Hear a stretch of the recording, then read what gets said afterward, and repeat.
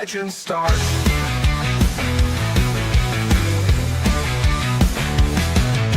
In-depth words cutting deep as cleats. Every play analyzed heartbeat by beat.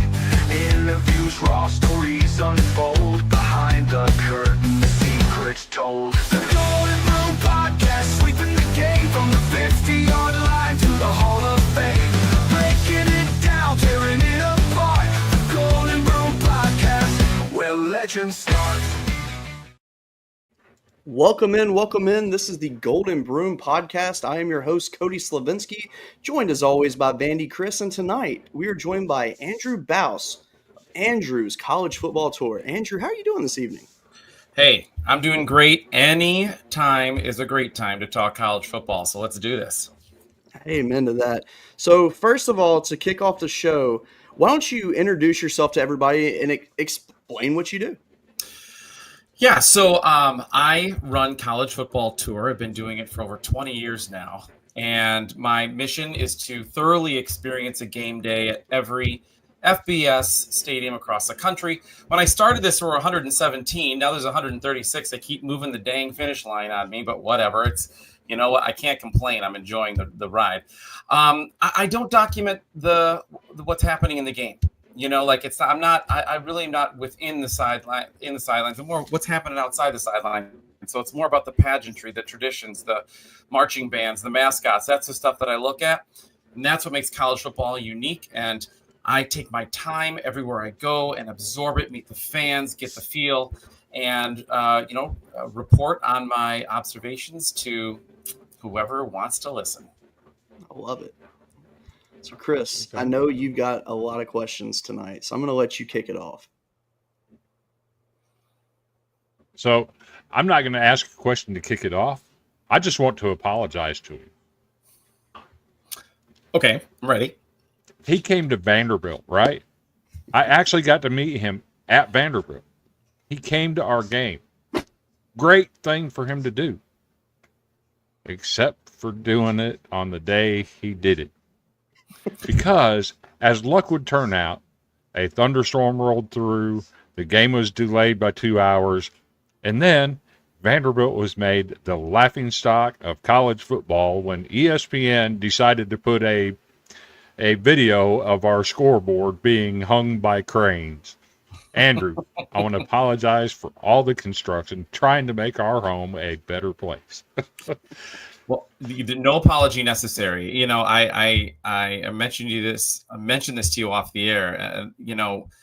Any place that's investing in their stadium is a gift, and I enjoyed seeing it. It makes you want to come back and see what has been done since. And I am a master. I like to think of myself as a master of shooting around the construction. So ESPN may have done it. I did not. I focused in on the traditions and the color and the excitement of the game day, which Vanderbilt had. It was a nice day. We really enjoyed it. Oh, we had a great day. We tailgated with the Door Report. Great bunch of guys. Yes. Who also invited some Hawaii people that were looking for a place to tailgate. It was a great day. Had a great amount of fun with everybody. It was fun talking to this guy. I learned a lot from him that day about stadiums. I'm honored. Thank you. I appreciate that. So let me ask you, with the season about to kick off, when you're in the preseason mode of things, what goes into play when you're choosing your schedule for the year? What goes into play, first of all, of course, I'm looking at the amount of stadiums I have left. So my focus is that. I'll be honest with you, a lot of it is dictated on television schedules. So if I can get a weekend where I can get 2 games in one, I will do it. Love myself a double header. So a Friday night and a Saturday. And for me, I have a full-time job. I'm a teacher, so I can't just leave at any time. And I would never, teaching is a passion of mine as well. So, I'm happy to say I can do both with a very forgiving administration, mind you. But I will look at television schedules and let that start me out. If I can get a doubleheader, I'll do that. And then I fill in the rest of the gaps with whatever I can. Nice. So who is going to be your stop for week one? Week 1, doubleheader, heading to Baylor for the Auburn at Baylor game on the Friday night, the 29th. Yes. And I felt bad because last season I never cancel. I never do. And I had to last year, and I just felt awful. And so I prioritized it this year, and I said, I'm going, I'm making sure. And it's the first thing I'm doing. And then the next day, we're going to drive from Waco down to San Marcos and see Texas State host Eastern Michigan. So both of those should be pretty electric crowds. Home openers are usually pretty mighty. For sure. So it's funny you say Waco because we've actually had a player from Texas State. Well, he's no longer. He transferred this past year. Their running back Ishmael Mahdi, and he's been on our show a couple times now. And the way that he describes San Marcos, it just sounds like it's like Las Vegas in Texas. Basically, it just sounds amazing. I've heard a lot of good things myself. One of my good fellow college football travelers says the same thing. Put San Marcos high on his list, and so I'm looking forward to documenting that to its fullest. Nice. That sounds like a fun place to go. Where's the most off the beaten path place that you've been to that just took forever to get there? Laramie, Wyoming. Yes. Okay. And I would say that because there are a few others for sure. I mean, there are some that I went around a longer route because I was trying to get 2 or 3 games in a weekend, and but just getting directly to it, I'd say Laramie because honestly, I drove it from Chicago, and part of it was because I was living back and forth between Denver and Chicago, but I drove out there and then I drove from Denver to Laramie. But also Laramie, it feels a little bit like, Wyoming feels a little bit like you're on planet Mars. You're driving through a lot of rocky, red kind of territory. But man, getting there was worth every mile. What a fantastic town. What a cool venue. I was there a long time ago. I'm due for a revisit. So Laramie, Wyoming comes to my mind first. Okay. So I know you don't take in a lot of the game action. I'm sure you watch the games and whatnot. Sure. But who is the best athlete you've ever seen play in person? Charles Woodson, 1997. He came to Camp Randall Stadium in Madison and saw him play when they were number 1. Brian Greasy was the quarterback, and Bob Greasy was up in the press box. That's so my cool. My brother met Keith Jackson. No, I'm sorry. Good Lord, I'm sorry. I met Keith Jackson. My brother met Keith Jackson a few years earlier. I met Keith Jackson right before the day before the game as well. So you can count best athlete and best broadcaster that I met in the same game. So yeah, that was my freshman year in college. Charles Woodson and Keith Jackson. Okay. That's just unheard of right there. Goodness. Here I'm saying my brother. I gave him all the dang credit. I will say though that he met Keith Jackson and Bob Greasy together in 1993 at Camp Randall, and that inspired me. I always want to do whatever my brother does, little brother syndrome. So I followed up 4 years later, and when Keith Jackson came to town, that was cool. So what was your first ever stadium experience? Camp Randall. Okay. It was 1988. I was a little boy, and it was a dead zone of a stadium at the time. I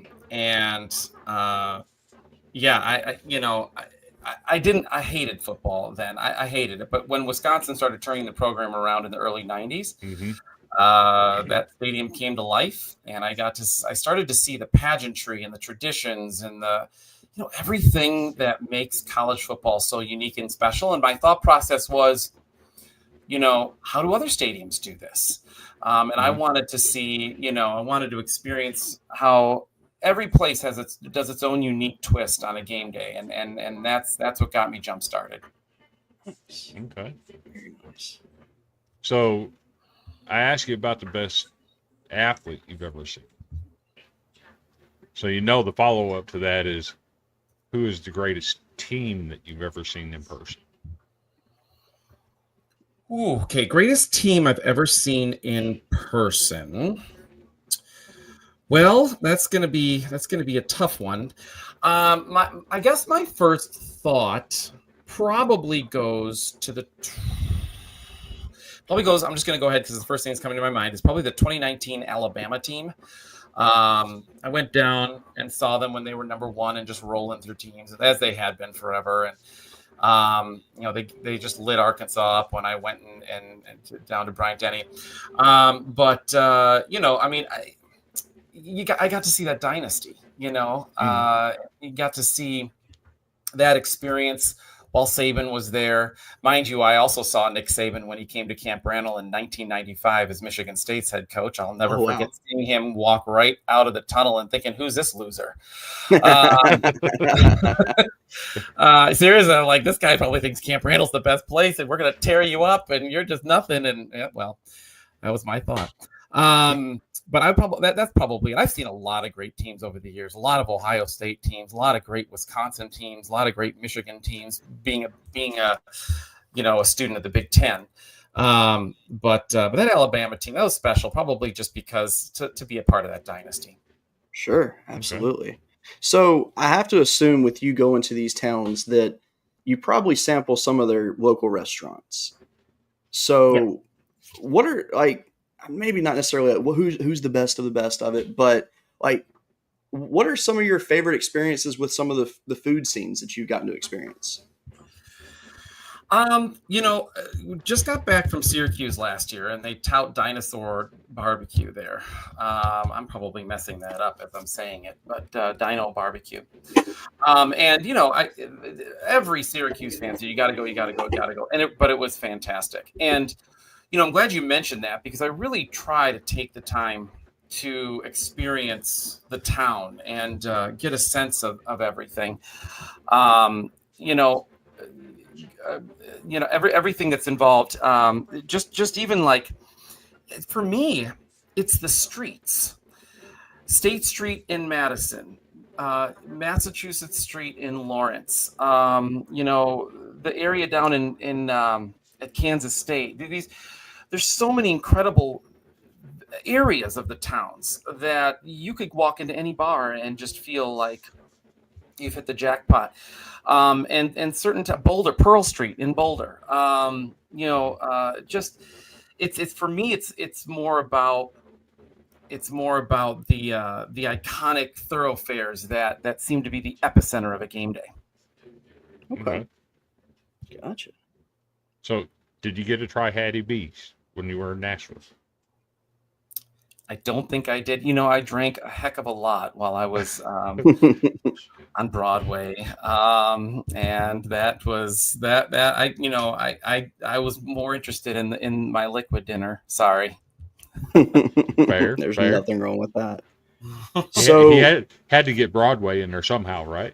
Oh yeah, absolutely. Absolutely. So, how many stadiums do you have left to go? I have 21 remaining. Oh, wow. And so this year I have 11 on the schedule. Probably my most ambitious of the years I've been doing this. 11 new ones, 18 games. Because I also, mind you, I go to I have season tickets at Wisconsin. So I try to get to a few games up there. I kind of consider them my break weekends. Sure. As well as Northwestern, since they're literally 15 minutes north of where I live. I'll go there quite a bit. I'm pretty connected with people there. So, I try to get to a few games in both those venues. But after this year, I'll have 10 left. And I really plan on stretching it out a little bit. Sure. I don't want to just wham, bam, finish it in 26. I'm planning on finishing it in 2027. I have a lot of friends who want to join me on my last one, and I want to kind of pick a nice time of year to go. And we're kind of, slowly planning it out. I have a university in my mind. I'm not going to announce it, but I'm letting you know I do have a final stop in my mind. I was gonna ask that, and without you, I knew you were, so that's why. Yeah, for sure. I don't expect you to ever reveal that until I'm not going to ask him to give his secret away of where it's going to be, but given what I know about the college football landscape and who's doing what and where they're doing it, and one of the teams he's mentioned that he likes to go to some of their games, it might end up being something that has a purple hue inside the stadium and a lot of money spent on it. I make I'm no just comment. saying. I'm just I love the saying. response. If you don't go to a $1 billion stadium to close out the deal, you're doing it wrong. I'm just Wait, are you saying. thinking of a stadium I've already been to? No, you're thinking of a new stadium? A new stadium that's being Okay. built currently. Okay, that is a touche there. Okay, I get where you're going with that. Uh-huh. Uh-huh. Okay. All right, I'm just making sure. All right. Yep. I got you. Currently being built, $1 billion. It might be one of the teams that he mentioned that he goes to a lot of their games. I'm just saying. Maybe, Okay. but Because it's going to that be a is for huge him to decide. It's going to be a huge upgrade from where they're currently playing at a high school field with moved in bleachers.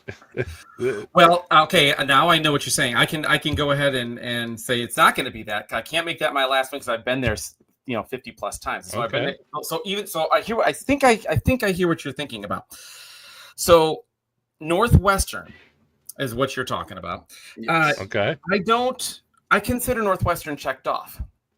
The fact that they have a new stadium coming does not discount or take away anything. If that were the case, I'd be much further behind.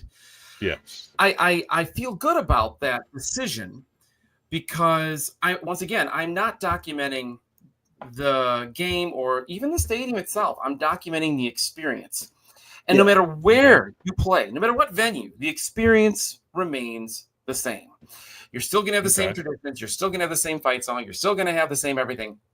There might be some tweaks now and then, but going to the new Ryan Field in Evanston is not going to count as a new one for me. Will not be the grand finale. In fact, next year I'm going to go to. It's opening next year. I'm going to go to the opener for sure and take that in. So no, it's not that. But I'm glad you brought it up because that helps to clarify kind of part of what I'm doing here. Gotcha. Okay. So the question is, though, once you have the finale, what's next? Do it again. Great question. No way am I doing it again. What I will do, though, here's a couple things. So I will, number one, go back to some of those stadiums that are being rebuilt or have been rebuilt. So, for example, San Diego State, I watched them play at, Qualcomm Stadium, which was in disrepair. And now they're at Snapdragon. I'm going to want to see them. I know USF played in Tampa at the Pro Stadium there. They're building a new stadium as well. I want to go back to that. So, I will try to go and revisit some of the places that are new.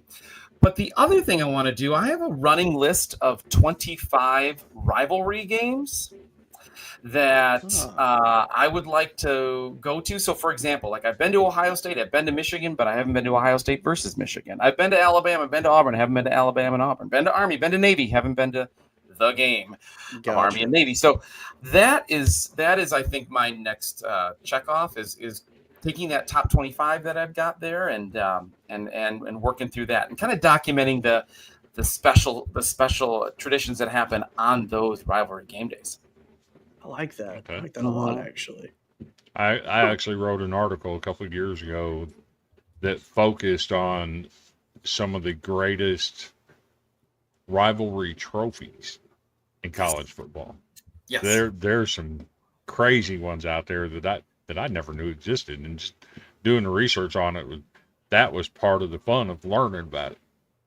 100% would be something I would focus on because I that's part of the traditions I can't really hit that hard because if I talk about a rivalry trophy, then I'm talking about two teams and my focus is on one team when I'm at a stadium and I put all my energy and all my eyeballs on that one team and I try not to pull in any other teams or any other things, traditions that would belong to two teams. I just focus on what happens on game day, every time you go to that stadium, not only when, they're your rivals in town. Mm-hmm. So that would be a new experience. It's to focus on the rivalry instead. So, Without question. Yeah, without question. so which one would you like to cover first? Would you like to cover atmospheres in general or the stadiums themselves? Let's start with stadiums, and then we can move on to experiences. Okay. And I know you wanted me to provide 5 for each, correct? Yes. I'm ready for that. I want to make sure that your listeners understand that the 5 that are going to be said have no number, are not a top 5 by any means. They're simply the 5 that I wish to highlight today. And there will be less focus, especially with the stadiums, on, the group of 4 schools. There will be a few, of course. But, I like to pay attention to the whole sport, the whole FBS. A lot of those, there's a lot of schools that get all the attention. So let's talk about some that don't always. And that's my thought process today. Okay. I like it. Because it's big doesn't mean it's the best. That's how I always look at it. Well, exactly. I've been to 100,000 seat stadiums that are quieter than 35,000 seat stadiums. Mm-hmm. Very fair. So that's especially sometimes places that are really big start to grow complacent in their fandom, and the ones that are continuously winning over and over and over, then even a routine conference game just isn't as impactful as as it should be. Right. So, all right. So as far as stadiums, here are a couple things I want to put in play here. I'm looking at a little bit of the historic nature of some stadiums. I'm looking at the scenery around the stadiums, and I'm also looking at its structure. I love personally a stadium that has iconic on-campus structure that they haven't changed a lot. That really tells a story. And so I'm going to start with Appalachian State. Okay. And Appalachian State, of course, is set in the Blue Ridge Mountains. It's nicknamed the Rock. And here's how I would describe Appalachian State. Appalachian State is a perfect mix of cozy and intimidating. It is set right on campus, which I love. And App State does get a lot of credit, but they've done a nice job with a little renovation they had on one end of the stadium, and they have double decks on either side, and it's the perfect size for App State. They fill it routinely, and it is as picturesque as it is passionate. I like that. I like that. Yeah. Going along with mountains, I'd also throw UTEP in there. Oh. The Sun Bowl. Okay. One of the older stadiums as well, and the only stadium you can see another country from. That's a good point. So you can see Mexico, the lights of Mexico from there. And That's so cool. Also, it's carved directly into the mountains as part of the Franklin Mountains, or what they're called. So it's literally carved right into it. And I just, every time I saw it on TV, I was so fascinated by it. So I wanted to see what was behind the stands. How far did they cut it? So that was one thing I did. I climbed to the top of the stands and I leaned over and I took a bunch of pictures of just in between the stadium and the mountain. I'm like, this is so cool. I'm the nerd not paying attention to anything happening on the field. But as far as their fans go, there's a definite fan base there that loves its town and loves its team. UTEP hasn't always been the strongest team as of late, but when they fill it, boy, they fill it, and it's a pretty electric place. Okay. I like that. Are we good with me? Keep going. Yeah, absolutely. Yeah. Through it. All right. Making your job easy. Cincinnati, Nippert Stadium. Yes. Would be another great one. Okay. And I love this place because they did a great job of blending the old with the new. This place was built in 1915-ish. It's the fourth oldest stadium in FBS. And what I love about it is they still have that early century brickwork, the wrought iron gates that had been there since it's been built. But then they built just incredible modern amenities, buildings around it. And it doesn't strip away the authenticity of the original. I know it doesn't have any amazing scenery, except the fact that it kind of does with the city and the campus buildings around it. And again, such a really cool, like almost modern art way of blending the old architecture with the new. I mean, if you haven't been there, Nippert, they just did it right, and there's just no way to replicate how they've done it. I mean, it's stunning. I love it. Gotcha. Okay. I have to say, I love the way that you describe the stadiums because you can Yes. truly see your passion for what you do in this. Yeah. That makes me happy. I'll just be honest.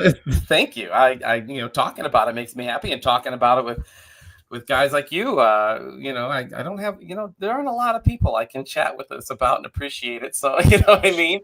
So, Yeah. At this level, of course, there's always Sure. college football fans, but, okay. 2 more. So yeah, go for ahead. me, Mhm.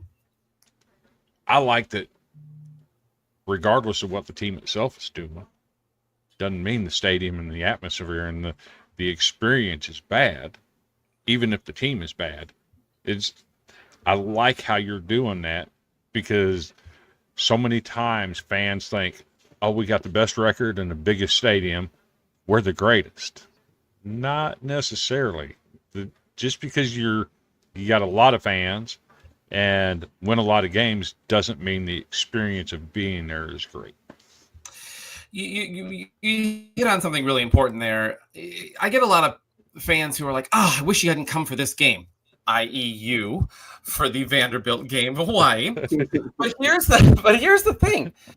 Remember what you just said right now. Because, there's beauty and magic in all of it. And no matter what the stadium, no matter what the venue, the traditions still hold. I love anchor down at Vandy. I love the anchor that gets dropped at midfield. I focused on that. Those kinds of things, don't take that stuff for granted. That's really cool stuff that does not happen in the NFL. That does not happen in many other sports. And Right. so I zoom my focus in on that. And I get frustrated with fan bases. I'm going to tell you something. Alabama, of course, is one of the is everyone knows it's one of the greatest. But I think I got really frustrated at one particular fan who came up to me. I said Arkansas is the game I saw them play, and they said, "Oh, well, you should come next week when LSU is going to be here." I said, "Why? Why isn't it going to be good today? You have a SEC team coming in. Yeah, I know they're garbage this year, but who cares? Why is this stadium not going to bring it today?" And I didn't get angry at her or anything. I just kind of rolled my eyes to myself, and I noted that for future times I'm on a podcast to say it.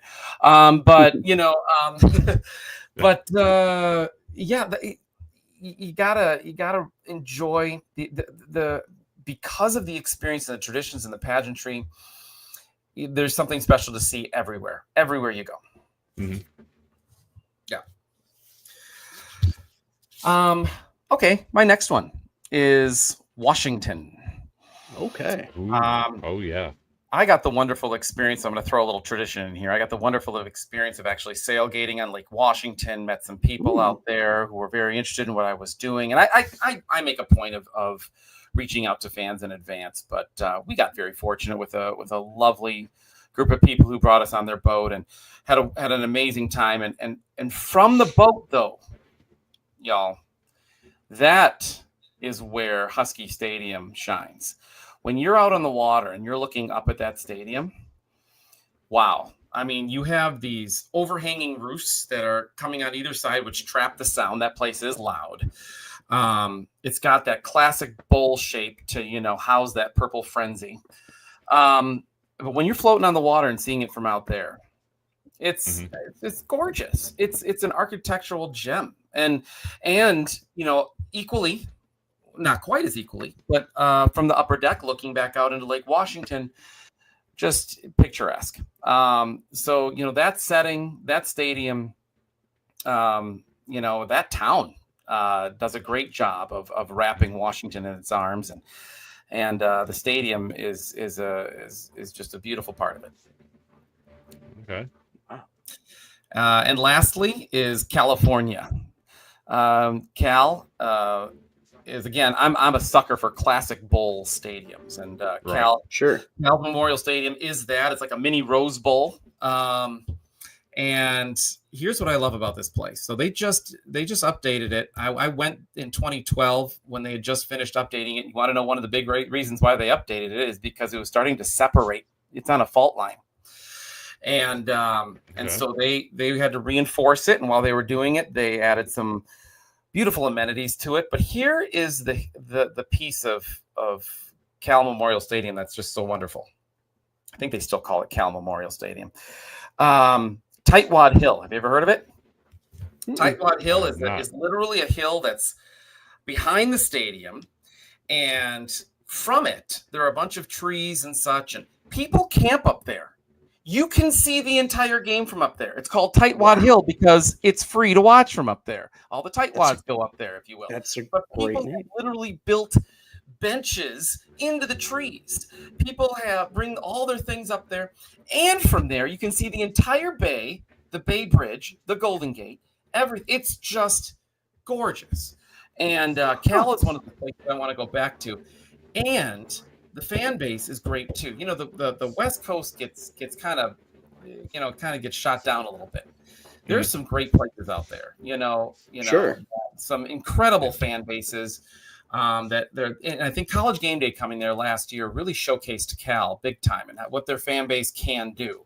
Are they there all the time? Are they the most reliable fan base of all time? No, but do they come out when they need to? They sure as heck do. And that stadium is, honestly, it may always, that one I might go ahead and just say top 5. Wow. So, which, I mean, the way you described it, it sounds like it would be. Yeah. I mean, that one I feel pretty comfortable just going ahead and saying that it is. So, so those are my top 5 as far as structure and venue and city and scenery and there's many more. There's so many, and I could add. There's so many that fit into this list that we'd have conversations. I could go through all 136 with you, but those are 5, and the reason why I picked those 5 are because I think they embody the sport of college football in the best way. Okay, love that. I love that. Wow. Experiences? Yes. Okay, I will be pulling some group of 4 teams here. What group of 5? The higher group. I'm getting confused these days with what's happening. Right. So much realignment. So the confusing. I know. I can't keep up with my website and updating who's where and so on and so forth. And oh my God. Anyway, okay, here we go. Experiences. Now, when I'm talking about this, I can talk about traditions all day long. I love a place that can give me a tradition both pregame or postgame and during the game. So if all your traditions are held inside the stadium, just during the game, that's great. There's nothing wrong with that. But I love something that happens before, something that happens something you have to say after. Make me want to stay. I want to see what you got. So I'm going to start with Texas A&M. Okay. And I know a lot of people find Texas A&M cringeworthy with their. A lot of people use the cult word, and I see where that's coming from. But you can't deny that they have most definitely, taken hold of what makes college football special. Sure. Their fan base, the fact that they've kept some traditions that no one else has. How about those yell leaders? Yep. Which, again, I know a lot of people find that cringeworthy. But those yell leaders, that is a throwback, man.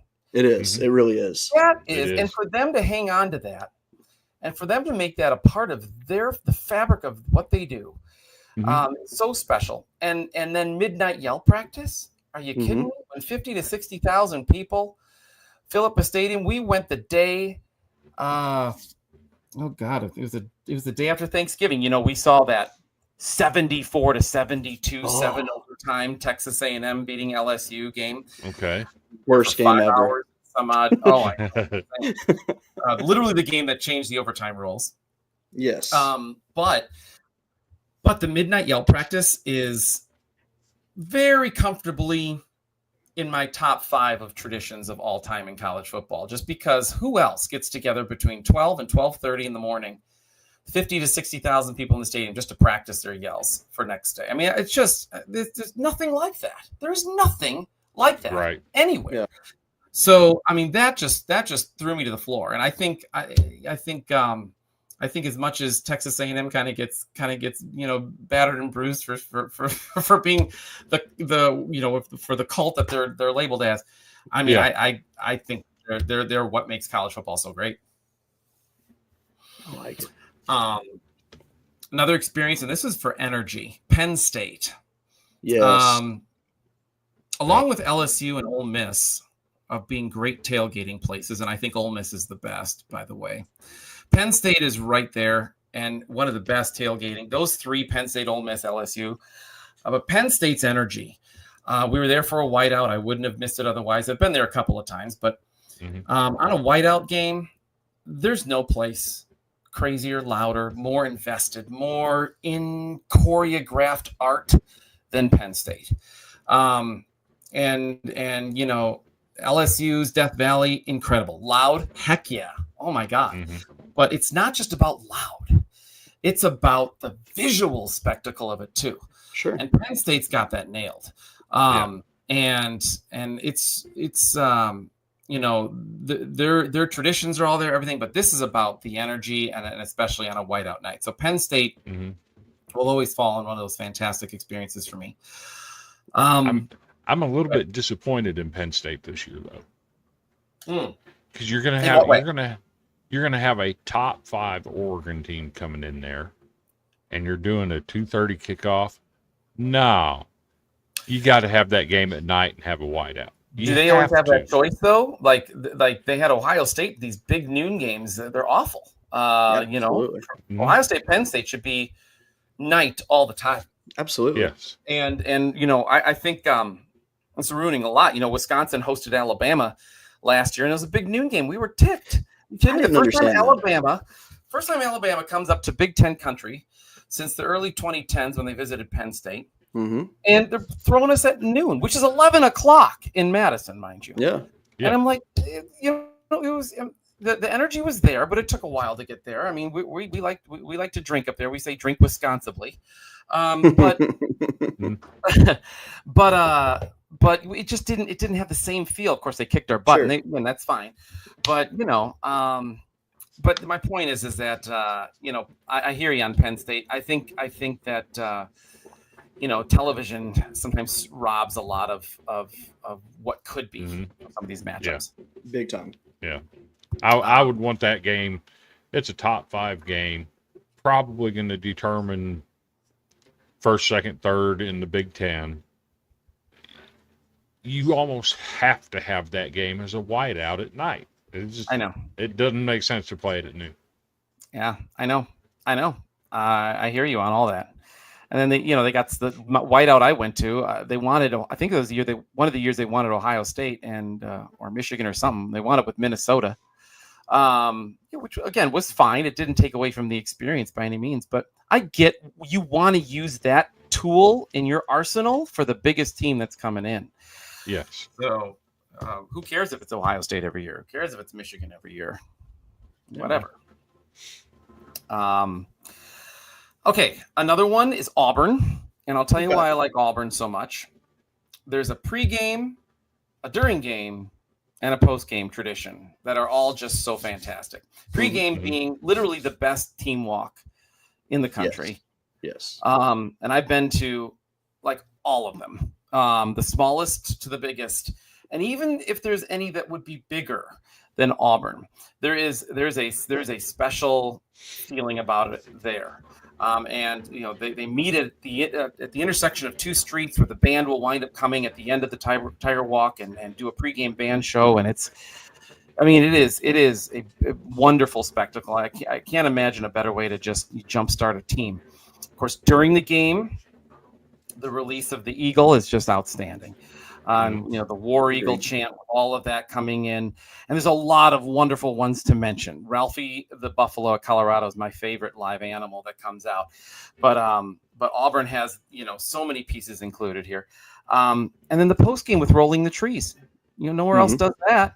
Give me a tradition that no one else does. And I made dang sure I was going to go to a game at Auburn that they were going to win. So I went to Mercer. And people ask me, why? Why did you go see Mercer? You should see, because I want to roll the damn trees. So that, that wasn't War Damn Eagle, it was Roll Damn Tree. That's what I wanted. There you go. And then let's see. Another great one. Army. Okay. Do you want a college football experience? And I can say this for Army, Navy, and Air Force, but I'm going to pick Army and focus on them. Everything from their pregame cadet review on the plane where they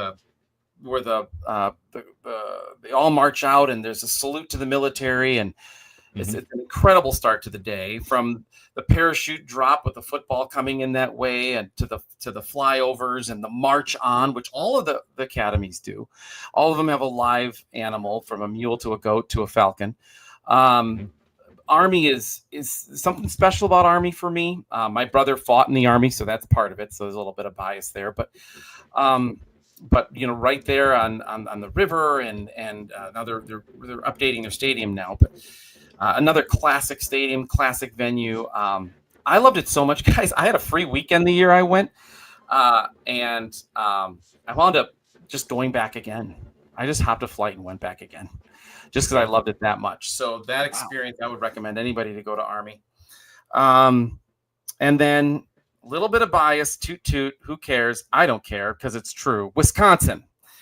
This is what got me started. There's a reason why it got me started. It's because it's one of the best.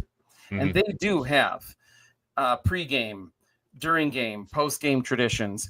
Everyone focuses on the jump around, which, yes, is cool. It is. But a lot of teams do a jump around. South Carolina does something similar. Virginia Tech does something similar. And I'm not trying to take away something from Wisconsin. But if you want to go traditions, they have a fantastic pregame band concert that is, unrivaled. One of the most beautiful towns you're going to find on two lakes, which, is a great way to pregame, is just sitting on the beautiful waters in Madison. And one of my favorite traditions is the fifth quarter. For a half hour afterwards, the band stays and the fans stay and they dance to iconic traditional songs that they've been doing since the 70s. And, it's just, it is tradition defined. And that's what made me, those traditions right there literally made me want to see how other schools do it. Who else has a fifth quarter? Who else has a really cool tradition during the game?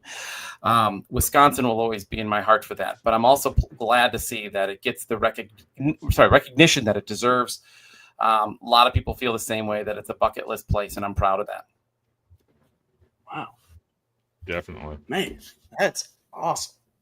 How'd I do, guys? How'd I do? You are. Oh, A plus across the board. That's an A plus. Easily. Yes, across the board. Easily. Well, thank you. Brought up some So I gotta ask though, locations I didn't with expect. you being a teacher, Yes. so do you incorporate your journey in your teaching at school? Oh, yeah. So I have an alphabet in my classroom, but it's all the letters are logos of college football teams. That's cool. Yeah. Wow. Now, I mean, I teach fifth grade. They don't need the alphabet, but I just do it as decor. It's fun. Sure. I have, the local teams in there. I have Northwestern. I have Illinois. A lot of my kids, parents all went to Big Ten schools. So I make sure to identify the Big Ten schools in there as much as I can. But I tell them about my tour. I tell them about what I'm doing, and they're fascinated by it. I'll show them videos here and there, and they love it. And what better way to connect with your kids than to share who you are and what you do. And I encourage them to do the same. Like, what's your passion? What gets you up in the morning? What makes you want to come to school with a smile on your face? And so, I try to incorporate my passion for my listeners and my followers and my viewers, but no better place to do it than for impressionable young minds. For sure. I'm sure you are the teacher that the kids will never forget. I get a lot of that. Here's what's scaring me, guys. I was at Wrigley Field. I've season tickets to Wrigley as well. And I have a jersey that says my last name on it on the back, which is a great thing. But it's also, I run into a lot of students at games. And the other day, I ran into two adults 30 years old each, who tapped me on the shoulder and said, "Hey, Mr. Bauhs." I'm like, can we get a picture? One was a student of mine, one wasn't, but they wanted a picture, and I sulked back to my seat feeling 103 years old. But my friends who I was with reminded me and said, "Hey, how many kids would walk up willingly to a teacher in a public place?" Right. I love college football, but I love teaching so much because I love having that opportunity to help kids be passionate about to help kids pursue what they're passionate about. Amen to that. Yeah. Okay, so you talked about atmospheres, the experience, you talked about facilities. Pick a place that's not in either one of those that you just had fun going. James Madison.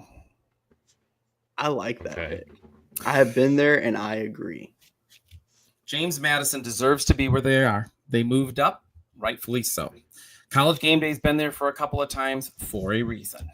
It is a fantastic stadium, underrated scenery in the middle of Virginia. And they are so proud of their university. I had some wonderful, I meet some great fans along the way. People I've kept in touch with, and the people at James Madison I continue to keep in touch with. They welcomed me with open arms. They helped me, gave me a tour around campus. Just did everything they could to help me with my mission and ensuring that James Madison was showcased appropriately. Being a part of that crowd, it was James Madison's undefeated year. Remember? Okay. I went to the game right before College Game Day came. So they're playing UConn, and they just trashed UConn. You could feel the energy, like they knew College Game Day was coming the following week. You could just feel that they knew it, and that was something special. It's a really cool stadium. I mean, it's very unique. And I think that James Madison has the best post-touchdown tradition in all of college football. A lot of places sound a cannon, or they maybe run their mascot across the field, or push-ups. They do the streamer throw. Have you seen that? Yeah? I have, yeah. Where they just toss the streamers in the air, and it just looks like a big party, like a visual. If screaming had a visual, the visual impact of screaming, that's what it would be. You know what I mean? Like if screaming had a visual, I'm saying it wrong, but you know what I'm trying to say. Yeah. That would be what a visual scream looks like. And it was just beautiful. Fantastic. It's interesting you say James Madison, because the day that you came to Vanderbilt, in amongst the tailgating and everything, I think I remember having a conversation with you that if you're going to build it, tear it down and start over. And I used James Madison as a replica of what I thought would be perfect at Vanderbilt. The way the stadium is set up, the size. I'm in love with that stadium. I've been by it, but not to it. Well, I hope I've encouraged you to, give it a visit. Yes. You won't be disappointed. I think that's one of those places too, where no matter how their team is doing, you're going to feel some energy there. They love it. They love a game day there. And they're, again, just so proud to share what they've got. For sure. So have you been to all the stadiums in Alabama? I'm now just missing Jacksonville State. When you do Jacksonville State, reach out. Okay. I was at UAB, love Birmingham. I know you're there. I have some friends in Birmingham who are big UAB fans. And I think Birmingham's a fantastic town. I don't know how you feel about it. It is. And I'm so glad that you said that, because I tell people all the time, living up in Chicago, people have their opinions about, what the South is. And I say, well, don't knock it until you've been there. And I always mention Birmingham. as maybe a surprise city that most people wouldn't think is, you know, tradition and still Yes. progressive. It's a great mix of both absolutely. those things. Right. And I, again, you're right, underrated. It really is. I loved it. I loved what they did around UAB Stadium. It's just great. I love it. Yeah, absolutely. Yeah, because I've lived in Alabama pretty much my entire life. I'm originally from Louisiana, but that's the one thing I like about Birmingham is just it's like an island in Alabama to me because it's so different than the stereotype that the entire state gets. Right. And everybody's accepted. Everybody's really friendly. Even the homeless people are super friendly to you. And like I can honestly say in my 30 plus years living here, I have never had a bad experience in Birmingham. I love hearing that. I use that as my example, just so that you know, Sure. of a town that people wouldn't think much of, as a place that I felt completely comfortable in, and Sure. I felt welcome, and people go, "Oh, I've been to Atlanta," and I said, "Well, there's more than Atlanta. Trust it." Yep. So, Yep. yeah, I mean, I think it's a good lesson for just human nature in general. Yep. To go somewhere, be face to face with others before you start talking. Agreed. And I find that most people are, so much more real in person. Some people hide behind computer screens or do whatever, or have their opinions about this, that, or the other. But until you're face to face, people change as soon as they turn into their real selves. I'm going off on a tangent now, but you said when I come down, say hello. I'll tell you what, I'm hoping to do Kennesaw State and Jacksonville State. My hope is to do that in like a same weekend kind of situation. Okay. So that's my thought process. He froze on me. Oh, he froze.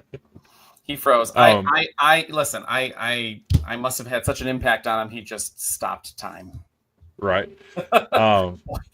So one thing I'm passionate about is colored fields. Oh, really? I think it's a marketing ingenuity Sure. that teams can use to their advantage if it's done right. Correct. I mean, you've seen Boise State, you've seen Central Arkansas. Eastern if done Washington. Right. Eastern Washington's one. Some people might say Eastern Michigan did it wrong. Going gray, a lot of people called it the parking lot. But no, I hear you. I mean, you want to, when there's 136 teams, you have to find a way to stand out. Yeah. Sure. So I've actually seen some prototypes.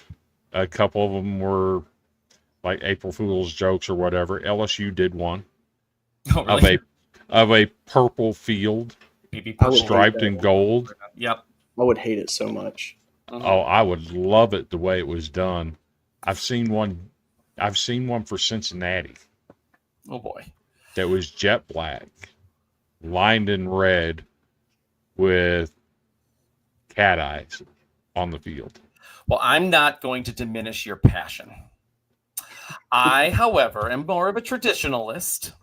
Sure. And prefer things to remain a lovely green. I will say I do like it when it's like a darker green, then a lighter green, then a darker green, then a lighter green. I like that. It also helps visually. But I hope not too many teams go down that road because listen, eventually it's not special anymore if more and more teams do it. So a lot of these teams if they have it in their mindset, there's going to be a ceiling with that. Yeah, absolutely. So, hey, I have to apologize. When you were talking about coming down to Jacksonville State, my computer just shut out on me. That's okay. So, I can mention it again. Okay. It happens. All I was saying is that my hope is to do Kennesaw State and Jacksonville State in the same weekend. Okay. Because of proximity. And kind of a stay in Atlanta maybe kind of thing, but sure, I don't have to. I mean, there's other opportunities. I don't know how certain trips wind up panning themselves out, but That's my plan for now, is to get those two together at some point. Sure, gotcha. Mm-hmm. That sounds good. I will say, yeah, I would stay in Atlanta instead of near Jacksonville State for sure. Yeah, that's my plan. I have friends in Atlanta. I have friends in Atlanta, so it's free. So I got to look at free. Free is always more important. Yeah, what surrounds Jacksonville State is just not very good. Like, it's not that it's a bad area or anything. It's just there's nothing there. Sketch. Yeah. The campus itself is great. It's fun, but in terms of like exploring the city, Yeah, no, I get it, and there are certain places that I know don't resonate that way. I definitely try to, even in a town that maybe isn't too flashy, I try to, I definitely get there early, meet with fans and things like that. And if there is a place I can stop to afterwards, even if it's briefly, I'll drop in and drop out, have a beer or whatever, get a little feel for it. But then there are certain places where I'll spend an entire weekend because I know I have to. Sure. So it varies. Gotcha. So, how do you think NIL is factoring into atmospheres, experiences, and things of that nature? I don't think it is. See, this is the thing. Transfer portal, NIL, they can change things. They can expand the playoff. They can add more bowl games, take away bowl games, add more FBS teams, whatever. It's not going to change what college football is, the essence of college football. Well, marching bands aren't suddenly going to disappear. Mascots aren't going to die. Life goes on. Traditions. The thing so special about college football is the nostalgia of it. And you can't erase nostalgia. You can't erase history. So the adding stuff on isn't going to take that away. So I don't see it affecting much of anything. I would expect more stadiums to actually, I'm finding more stadiums getting smaller, which I think is great, because I think they're finding ways to, maximize their fan base and not try to be so ostentatious in their size. And you mentioned getting smaller. That's a fun fact about all of the work done at Vanderbilt is we're losing about 3,500 seats in total by the time it's all complete. But on the flip side of that, some of the seats that are being replaced are really, really nice seats. Exactly. Cost a little bit. They're a little bit pricey, but you're enhancing the fan idea. Experience. Yes. Well, same thing's happening at Ryan Field and Northwestern. I mean, they're dropping from about 50,000 to 35,000. That's 15,000 seats, right? But it doesn't matter. Every seat's going to be an individual seat. They're going to have Chicago restaurants as far as the concessions, and they've taken such great pains to make sure that everything around the stadium is going to be great parks and great venues and things to do. It's going to decrease, but the season ticket holders at Northwestern will now outnumber the visitors. And, I know Vanderbilt has that problem, and hopefully that'll help Vanderbilt too. And just pack it with more of the team you want, whose fans screaming, Right. Gotcha. Man, this is so it really has been.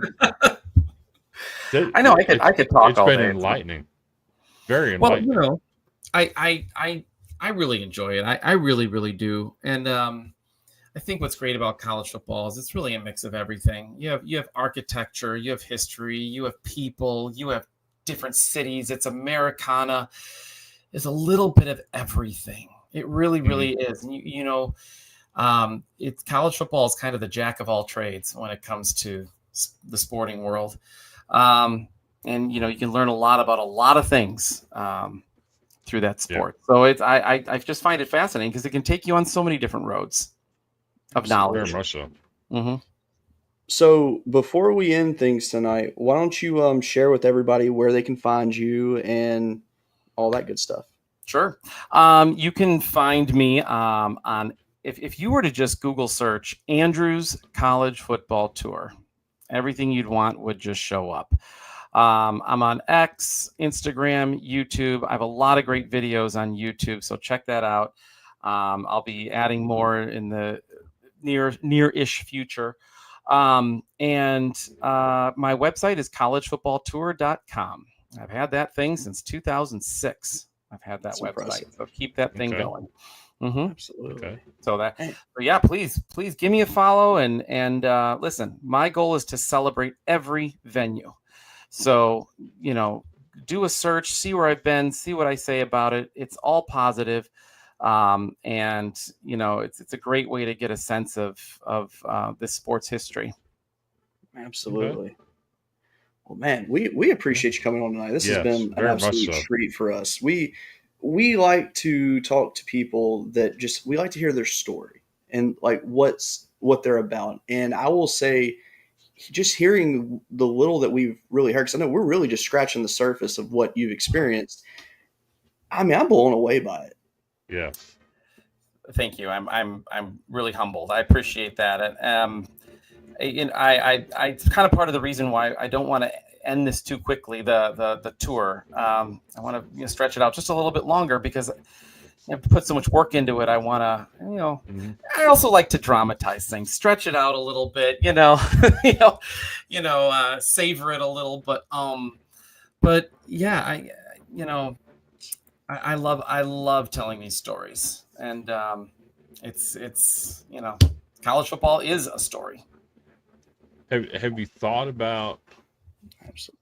exploring the FCS side of things? A little bit. I actually did do my first Division III game last year. Okay. North Central College is just in the Chicago suburbs, and they won the national championship. And so they were undefeated. They were ripping and tearing through teams, and I thought I had an off weekend, so I thought I'd go and take the 30-minute drive over there and check it out. And it's great. I loved it. And it was cool about it is that the same traditions and marching bands and atmosphere, it's all there. A little bit smaller scale, of course, but it's still there. And it's a lot of fun. FCS, I haven't been to many at all, but it's another one of the things I'd like to do afterwards, is to go to some of the big ones. I'll start with my state of Illinois and, go to Illinois State and SIU and some of the big ones here. But love to get to Montana. Would love to get to Montana State, Those are some North pretty Dakota iconic State, venues in their yeah. own. North Dakota State, of course. How could I, and all the South Dakotas, North Dakota, all of them. Honestly, they're, they're also equally bucket listy in their way. Isn't it Stephen F. Austin that plays in the Dome somewhere? And I think you're going to get me on that one. I'm not fitted with the knowledge to reply. You're thinking about Idaho playing in the Kibbe Dome. They play in the Kibbe Dome. Some people Some people are obsessed with that place. Whenever I go to Washington State, it's one place I haven't been to yet. I'm going to do the 10-mile drive over to Moscow, Idaho, and just check that place out because I feel like I'm getting a little FOMO with the Kibbe Dome. For sure. That's who I always play. I always would play when I played the old NCAA games. I would always play in that stadium with who. It didn't matter who the teams were. That's the stadium I would always select. Yeah, you get you get the Texas Longhorns coming into the Kibbe Dome and of course getting erased by Idaho Vandals. Oh, awesome! I love that. Cool. Well, yeah, no. The journey continues, and even when I'm done, I'm not going to be done. For sure. Well, I can tell you, we look forward to following the journey this year. That's going to be a lot of fun. We definitely want to get you back on before the end of the season to just kind of get a season update from you, because there's going to be a lot to talk about this year, I know. So, and I think it'll be better than talking what we see on the field versus what you see everywhere, and that's what we want to hear. So. Correct. I'd be happy to do a follow-up after the season or whenever, and share the experiences and maybe throw a few others in the top 5 that might be there you go. Worth reporting on next time around. For sure. Well, thank you so much for coming on tonight. We definitely appreciate it. Best of luck this season in your travels. That's going to be very fun for you. So many thanks. Thank you. Good to meet you, Cody. And Chris, nice to see you again. And I'll always appreciate your warm welcome in Nashville. And yeah, you boys do good. This is a great podcast. I've enjoyed being on. Much I appreciate appreciated. that. Have a good Thanks weekend. for coming on. Absolutely. Take care. All righty. That's good stuff. That was fantastic. By the way, hi. How Hey, is my Sarah. sister doing? But yeah, that I was had to. absolutely. Man, that was a good show. If Terry, if you're still watching, I promise we saw you, buddy. I was gonna add it, but I was like, man, I'm too focused You on this. didn't want to interrupt him, right? No, I didn't. Not at all. But no, that was fantastic. That was definitely a fun interview. I didn't know what to expect going into it because Right. we interview so many different types of people, and we interview athletes, we interview people that have nothing to really do with the sport anymore.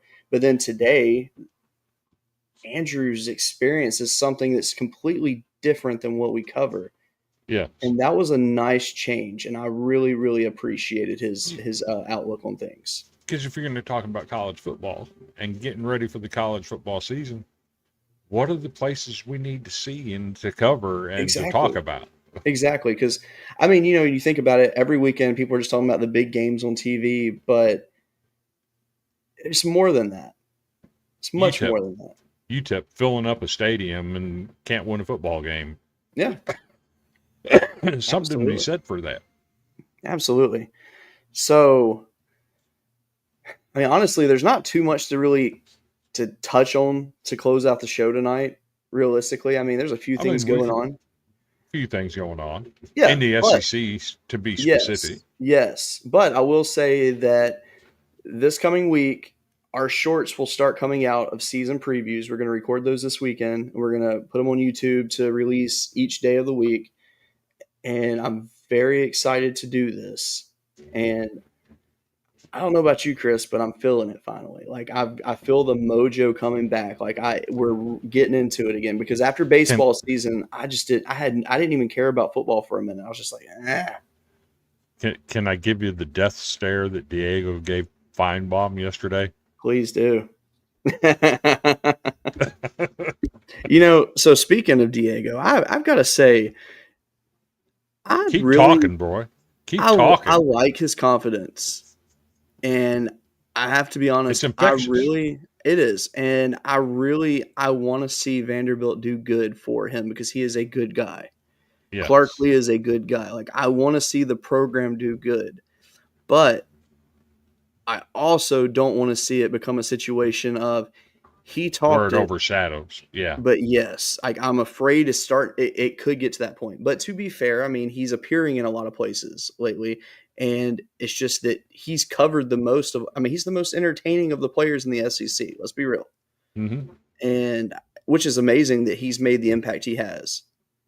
Because I mean, he had people had opinions on him before he came to the SEC, but it wasn't really that known. Then he gets here, you hear him talk, and then he goes on the field and backs it up, and it was awesome. Well, this year he's got, obviously he's a veteran now at Vanderbilt, so it's different.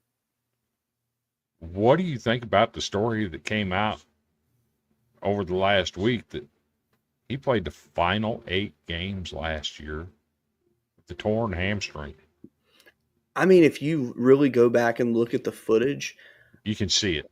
I would say there were points where you could see that. You could also see where he was pushing through the pain and acting like nothing was wrong. And yes.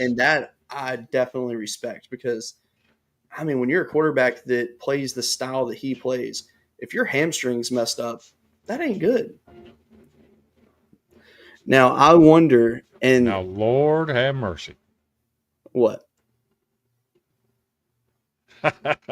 Hunter. Oh my gosh. Man. Hunter. It's actually good to see him commenting. It's great to see you. Man. From what I've seen about him this week, definitely been in my prayers. I was about to say, Hunter, we've been praying for you hard, my friend. I am so happy to see you commenting. I'm just glad that, through everything you've been going through, that you can still hate Vanderbilt, and that makes me happy. It is what it is. Man, that's awesome. Oh. But yeah, the one thing that came out in the news today, obviously you saw an Auburn player got arrested for drug possession. Again, Second one with drug possession. Another one had some domestic stuff. yeah. So, I mean, it's crazy. But the one that kind of overshadowed that was JT Lindsey at LSU, freshman running back, 4-star recruit, top 50 overall, 150 overall player. And he allowed 2 men that were wanted for murder to stay in his dorm room.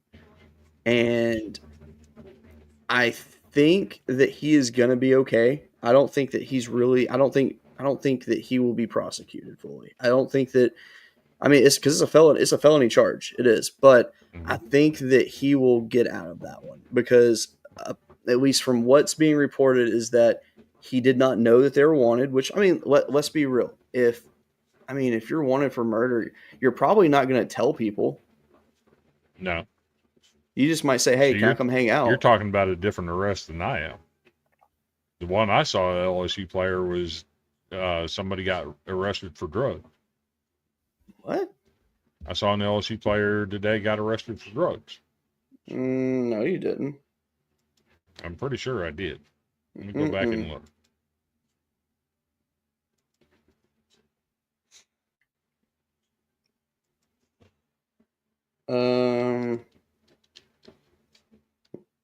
No. Nah. I looked. There ain't nothing on that, and I didn't think there would be. I mean, yeah. No, it's JT Lindsey with his situation. He Okay. But no, I mean, they haven't said like what they expect to happen with him, but I think that he will be okay. He voluntarily turned himself into police. It wasn't like there was a fight or a hide or anything like that. He didn't know.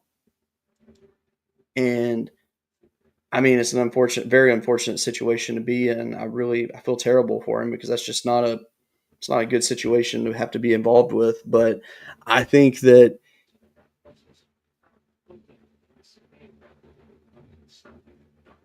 Did you freeze on me again?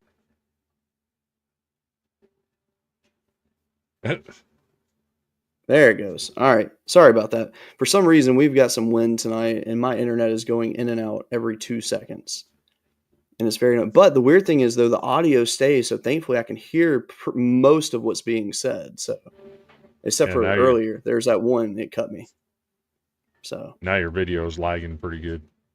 Of course it is. I mean, it looks good on my end, but I don't get it. It is what it is. But no, I think he's going to be good. I think that once they look at the evidence, I'm hoping that it shows that he did no wrong. But we will see. Mm-hmm. Did you see one thing that's popped up today is North Dakota State baseball, and that's weird to say. But I mean, nothing bad. But on TikTok, they were commenting on like about Morgan Wallen, just like hating on him, and I was like, what? So what I'm thinking I'm thinking that whoever like runs their social media forgot to sign out of the account and thought they were commenting as themselves. All the time. Yeah, absolutely. But to be fair, they didn't say anything that was bad that would make the university look bad. It was funny, and most people agreed with it. Mm-hmm. So I was like, okay. But yeah, it was pretty funny. I thought I'd mention that, especially since North Dakota.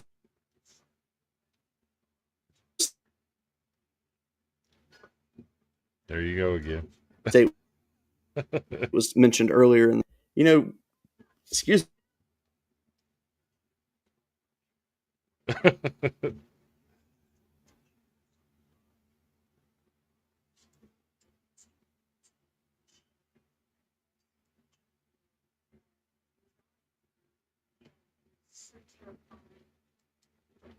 Froze again.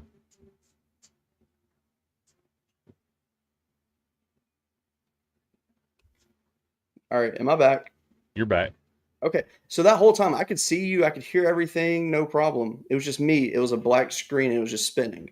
I even turned my camera quality down to 720 because of the internet going in and out. I don't know what's going on. This is the worst my internet's ever been. And yeah, but I'm here right now. So we'll try to wrap this up so it'll quit doing this. So what do you think about what's going on at Tennessee? You talking about Boo Carter? No. Oh, what? So they only have 6 wide receivers on their roster to begin with. Mm-hmm. So you got 2 of them that haven't practiced all week. Sure. A third went down with another injury. Another one went down with another injury today. Ugh. Kinselman's been out. Yeah, Not practicing. But what I've heard though is they should be back by season. I don't know about the one that went down today, but I know the other one should be back. But if you're having an open competition at quarterback, yeah, don't you kind of have to have your starters out there? That's true. Let me look up something real quick. So they have 9 wide receivers. They have 3 true freshmen. Let me see who this guy is. What in the heck is going on with my phone? Here we go. Brazel hasn't practiced all week. Matthews hasn't practiced all week. Another one has been injured either yesterday or today. Yeah. Yeah. I mean, I think the situation is pretty much that you pull a defensive back in if needed and just kind of go from there. I don't think you have a choice at this point. But also another thing to consider too is they probably don't need a ton of wide receivers because I don't think they're going to be a pass-heavy offense at all. I mean, don't get me wrong, Joey Aguilar, he can sling it. He can. He likes to put it on the ground too. He's a fumble machine. Yeah, but to be fair, a lot of his fumbles could be based on the offensive line that he had. It wasn't all on him. He's actually he's a better quarterback than people are giving him credit for. AJ Swan took his job. I mean, he was already hitting the portal regardless, though. He wasn't going to stay. He had too good of a year last year to stay. I mean, AJ Swan took his job. You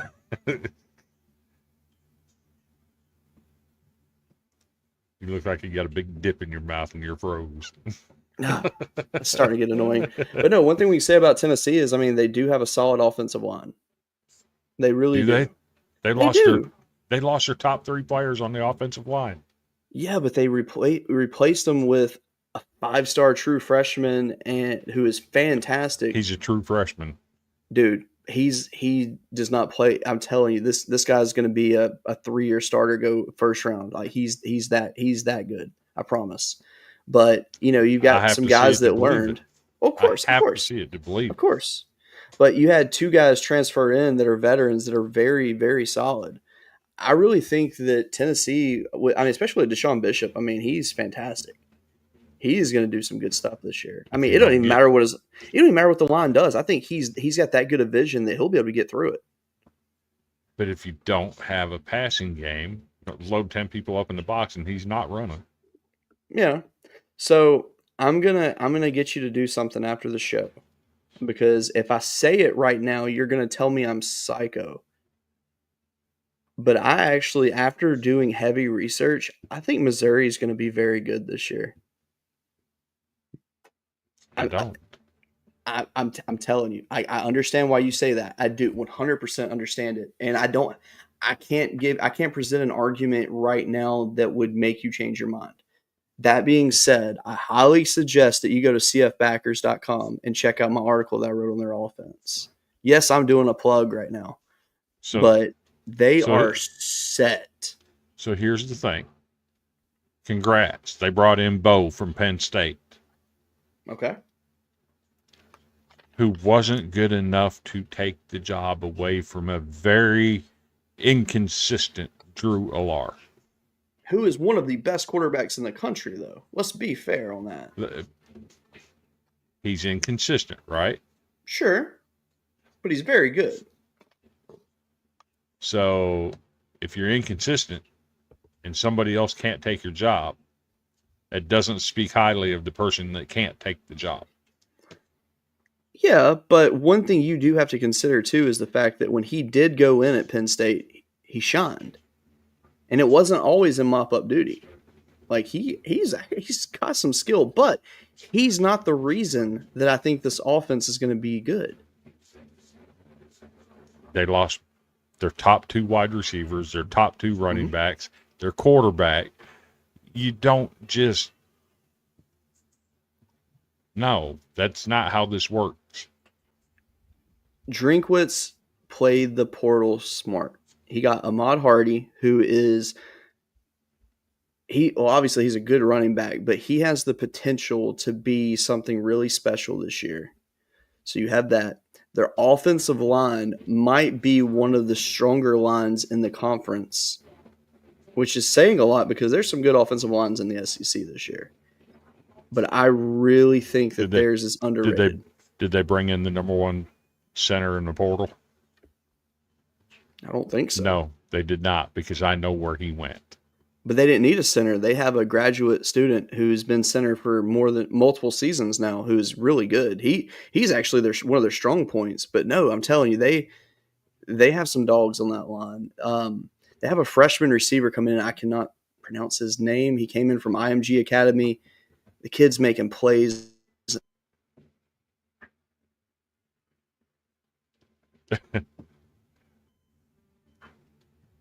You froze again, but that being said, I really hate this. Missouri's just not going to be very good this year. I've got faith, man. I don't know why, but after researching them, I was pleasantly surprised, to say the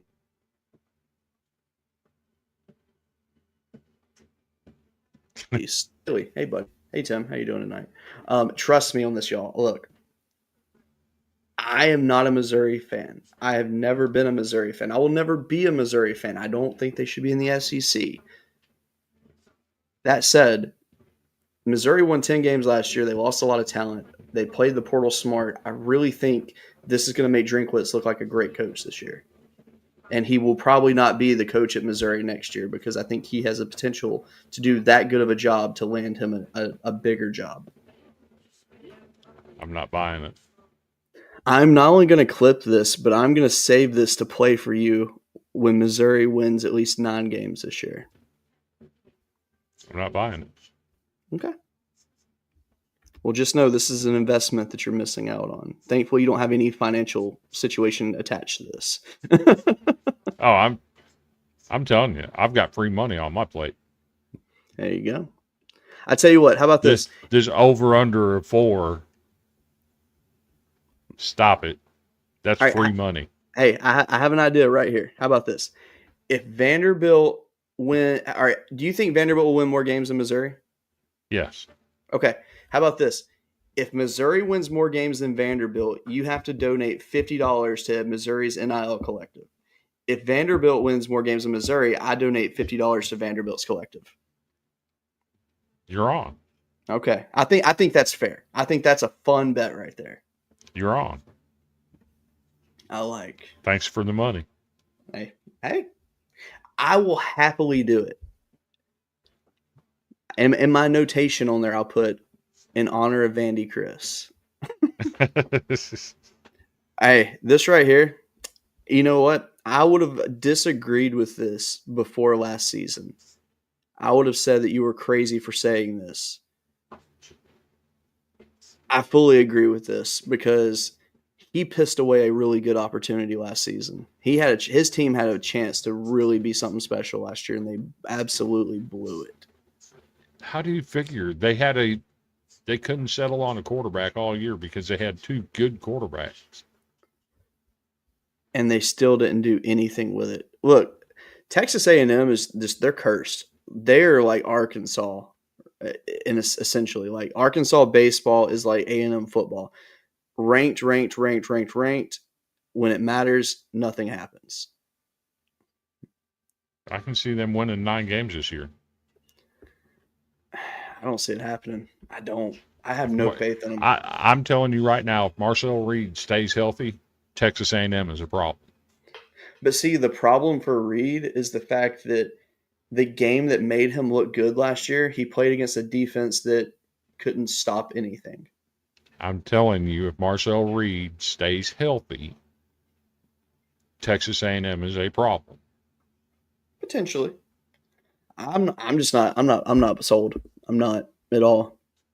I think Texas A&M just becomes a lower to mid-tier team this year.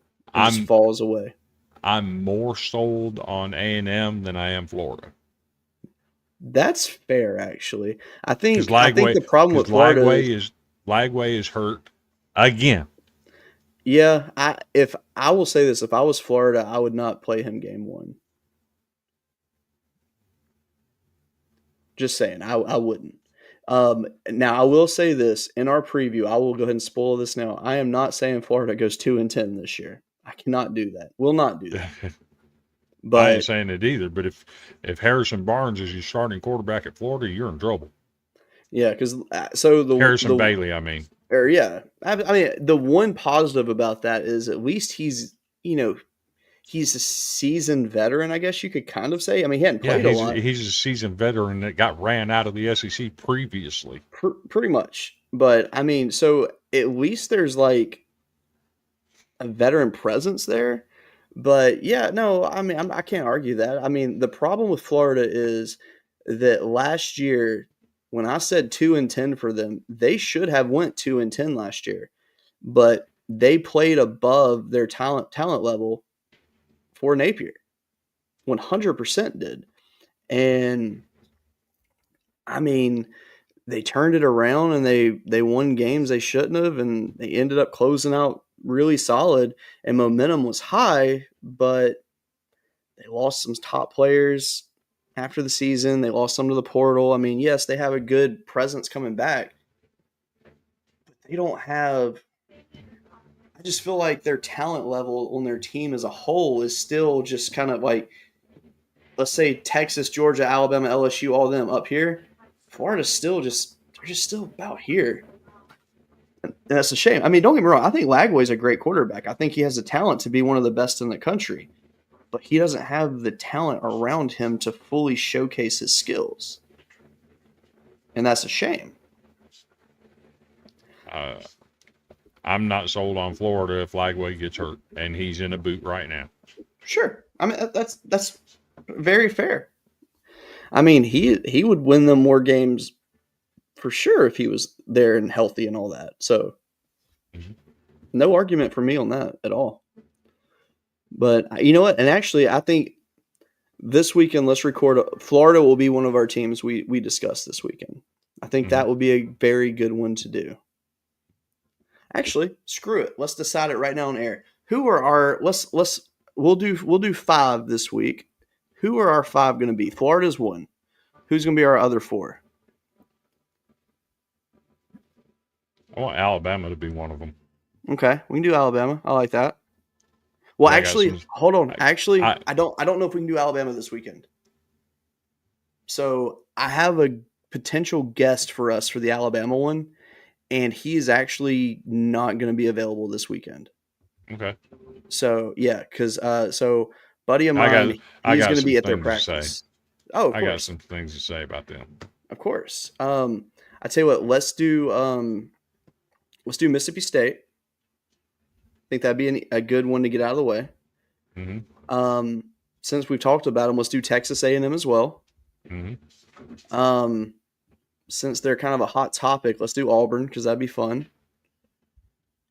And then I'm going to talk to Reverend Red and Black and see what he's up to because he might be busy this weekend. There's only one hotter topic in the entire landscape of college football right now. Who? Diego Pavia. But here's what I wanted to ask you. I'm okay with doing Vanderbilt this weekend, but do you want to save them? It's your call. I'm happy to do Vanderbilt if you want to, but we need to get with Reverend Red and Black and see when he's going to be available because he's already confirmed for the Georgia. I told him about it, and he said absolutely. He said that I know that he said that he was busy tonight, which I said is fine because we wouldn't have recorded it tonight anyway. but I'm not sure what he's looking like for the weekend. So we'll have to see what he's up to, and we'll get something set up with him because obviously we love having him on. He's super fun. Yes. And he's probably the funniest guest we've ever had and will ever have on this show. Yeah. So yeah, I'm cool with that. And we'll work out a plan. Actually, when we get off the show, we can stay on for a couple minutes if that's cool with you, and we can discuss what we're going to do. But no, I have some ideas that I think you're going to like. Because I've behind the scenes, I've been doing a little work per se and trying to work out some stuff. Can I give everybody a hot take? Absolutely.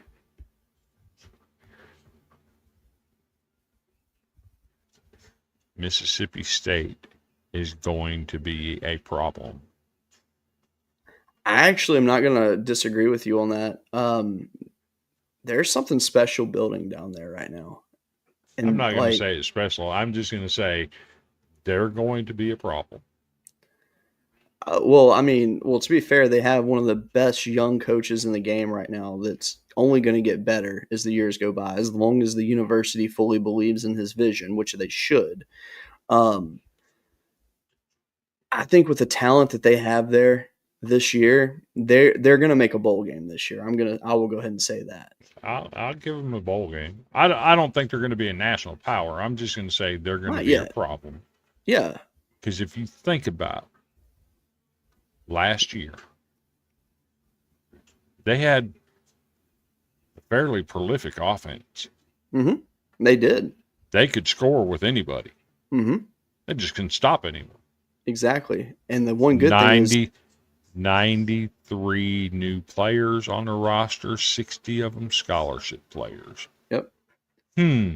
That's how you flip a roster right there. Exactly. They invested very well, and they the talent they got to come in to really fill in the holes of what they need. It's very good.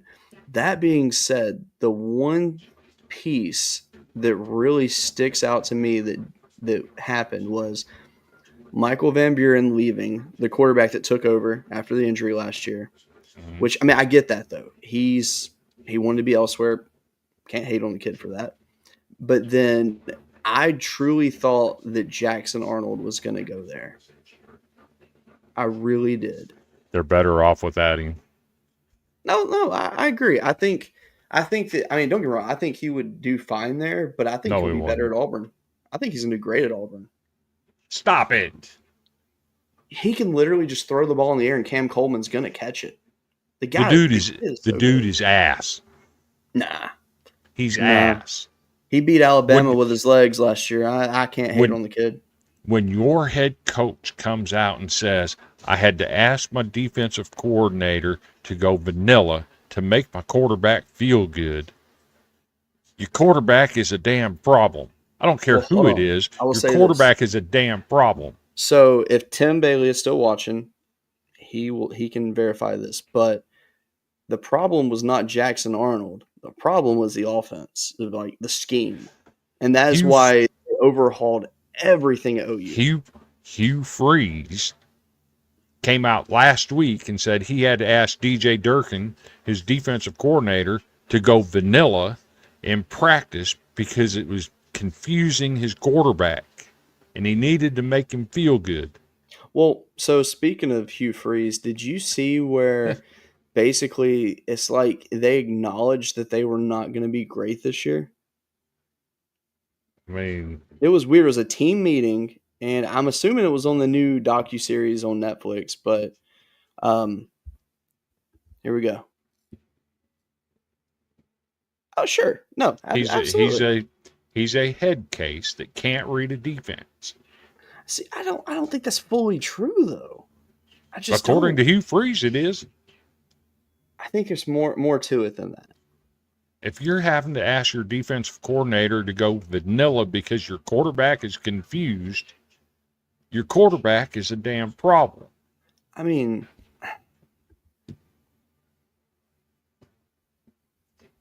Yeah, that's true. I know, like back when I played, which obviously it's not that level, but we would tone down our defensive calls for the first team offense in practice. So we weren't running like a bunch of, complicated schemes. It was just a generic, 4-3. All right. I'm Come on in, Tim. I'll let you come on for a minute. I'm telling you, Jackson Arnold is a problem. All right, Tim, I'm going to text you the link. Give me 2 seconds because I got nothing but time. Actually, all right, so Tim, we have approximately 15 minutes left in the show that I can cut it into shorts. So let me I'm going to send you the link right now. All right, let's see.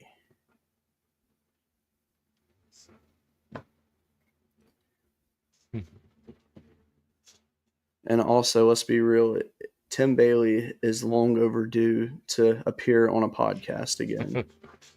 Yeah, for me, Jackson Arnold is a problem. You can't have your head coach saying, hey, I had to ask my D coordinator to go vanilla because he looks bad, and then find out your backup is playing better than your starter is in camp. Yeah, that's fair. All right, so Tim should be here any minute. Just send him the link.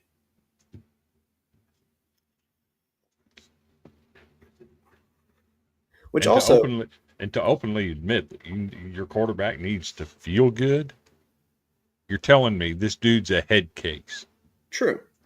So first of all, let me say that we have over 100 people in here right now that's verified. So we get an estimated count of the current viewers on the show.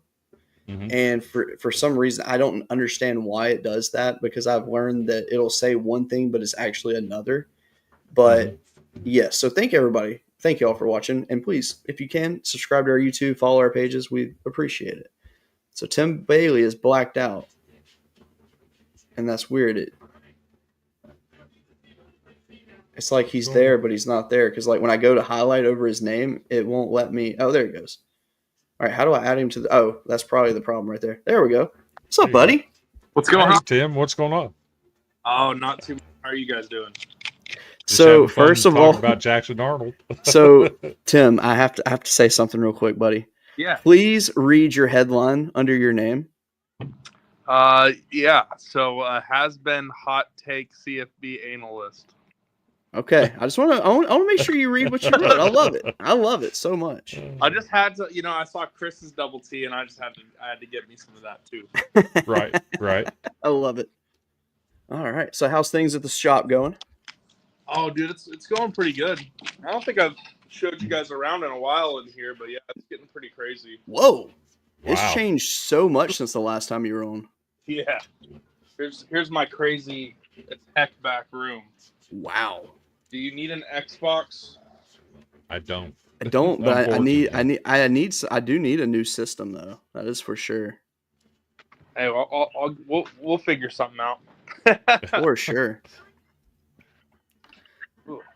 But yes, Tim, please explain to Chris that Jackson Arnold is not ass. So I still think that, like, I can understand Chris's perspective, and it doesn't work out the way Chris thinks. Jackson is super talented. I think that the worst thing that could have happened to Jackson was some of the chaos and weirdness that happened in that Arizona Bowl game a couple of years ago. Because you saw during that game, you're like, damn, this guy's amazing. And then there were some wild, wacky interceptions and guys running the wrong way on routes and fumbling. And I think that hurt him a lot because he's a kid that always had success all the time. He was the National Gatorade Player of the Year. He went to, what was it? He had like 3 losses in high school or something, went to a state championship. I do think he's ultra talented. I mean, you see flashes. I mean, you know, you think of just last year, even under his he had some of the wildest lowlights that I've ever seen for a quarterback wearing that uniform. I mean, the backwards pass on a play that there was no screen where he against Tennessee is really bad. The fumble versus Missouri was, I don't even know how that happens. He also has a check down wide open and he doesn't hit him, right? Yep.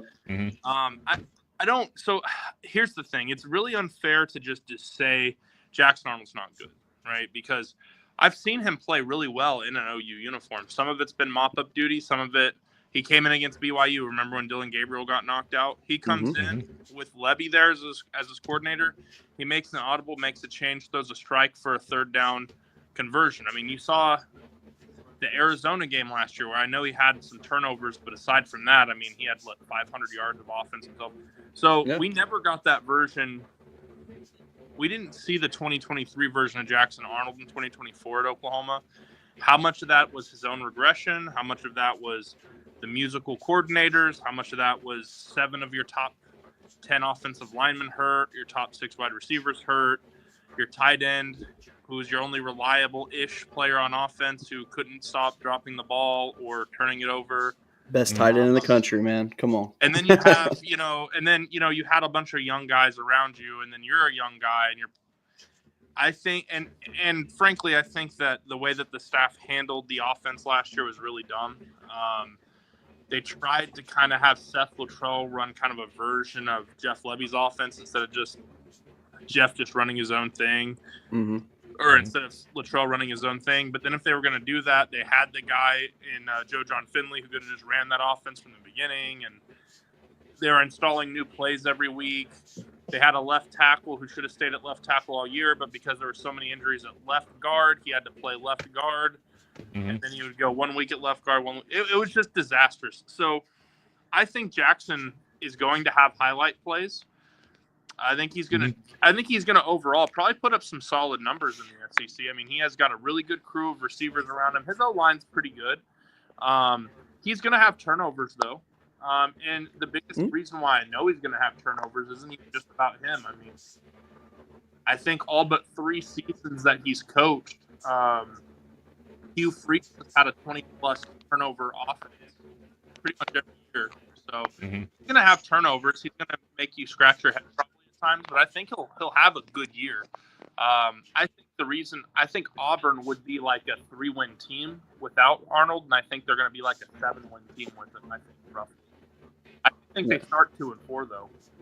Yeah. See, my whole thing is, I know Arnold's talented. He's a unique talent. I was sad to see him. But where I'm coming from is, it sounds like he's a head case, because the way Hugh Freeze put it is, I had to make him feel good about himself.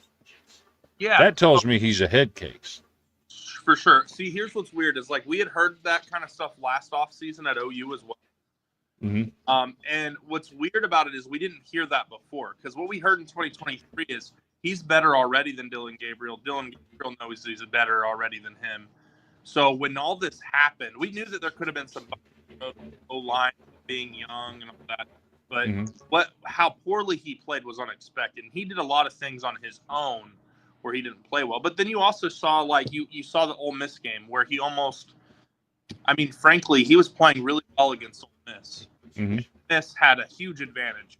They sacked him 11 times, and he still had 100 yards rushing or something. Yeah. So, I mean, you have a guy who was in probably the worst situation. I mean, it's definitely the worst Oklahoma situation. The only thing I could think of last year watching OU's offense is, like, at least Iowa punts. Fair. It was unreal. I've never seen anything like that. I never could have predicted that there would be a 180 like that. But I don't know what that has in store for Jackson. I really wish he went somewhere else. I wish he had left the SEC, not because I don't think he could play there, but because I don't think there's a good situation in the SEC he could have transferred into that would make a lot of sense for him. Yeah. I think Auburn maybe made dollars and cents, but probably not.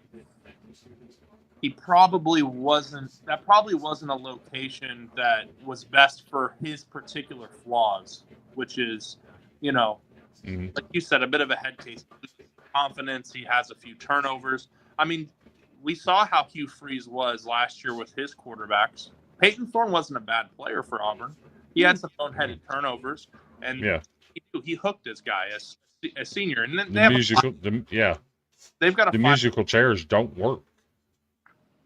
It has its moments where it can help you, but I mean, we've seen it work out in some places. But yeah, it's a rare scenario where it works. But Auburn's offense is going to put up numbers. The biggest thing for them is they've got to not turn it over as much. Mhm. Listen, the receiver group that they have might be the best in the SEC at Auburn. That's the one spot where you look at them and you're like, man. If you're talking about potential, yes. Well, I mean, you have Cam Coleman, who I think most people would peg as the number 2-ish wide receiver, maybe number 3 wide receiver in the SEC, right? Sure. And then you have a guy coming in from Georgia Tech who was the hottest commodity out of the portal at the position. Yep. Other than like Nick Anderson was maybe the 1A, they were like the 1A, 1B pairing in the portal.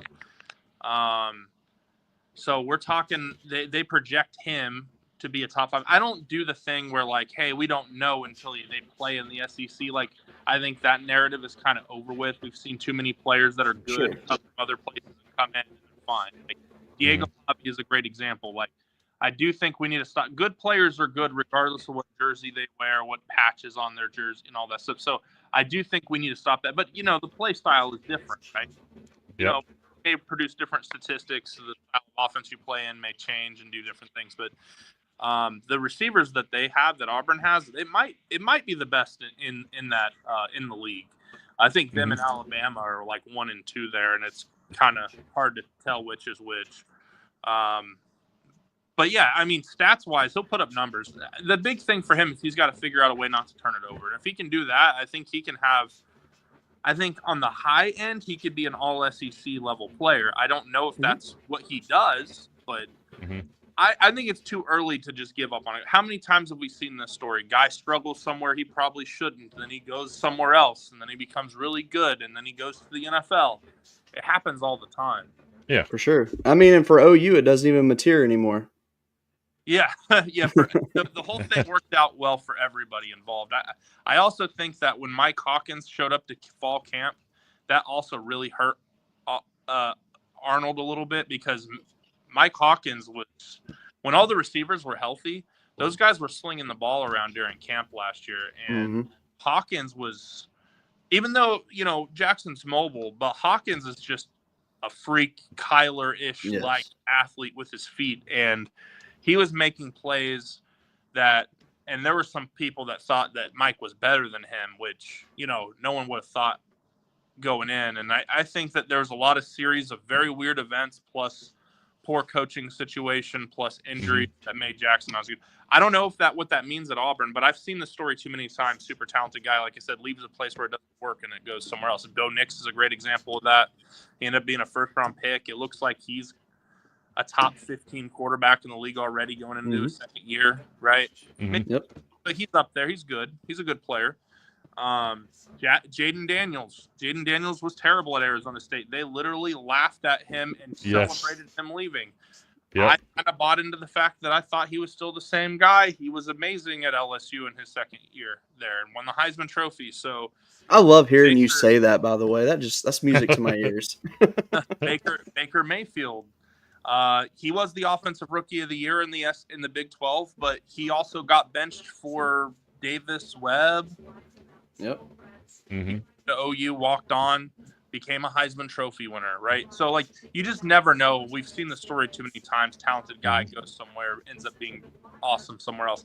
I don't know about Auburn. That's the thing that makes me nervous. If he went anywhere but, like, Auburn, where you have a guy like Hugh Freeze who just tends to have his quarterbacks turn the ball over for whatever reason, I would feel a lot more confident in saying, I think he'll bounce back. But I'm nervous about it being Auburn, because turnovers and Hugh Freeze go together like peanut butter and jelly, for whatever reason that might be. Yeah. It just, it's always been that way.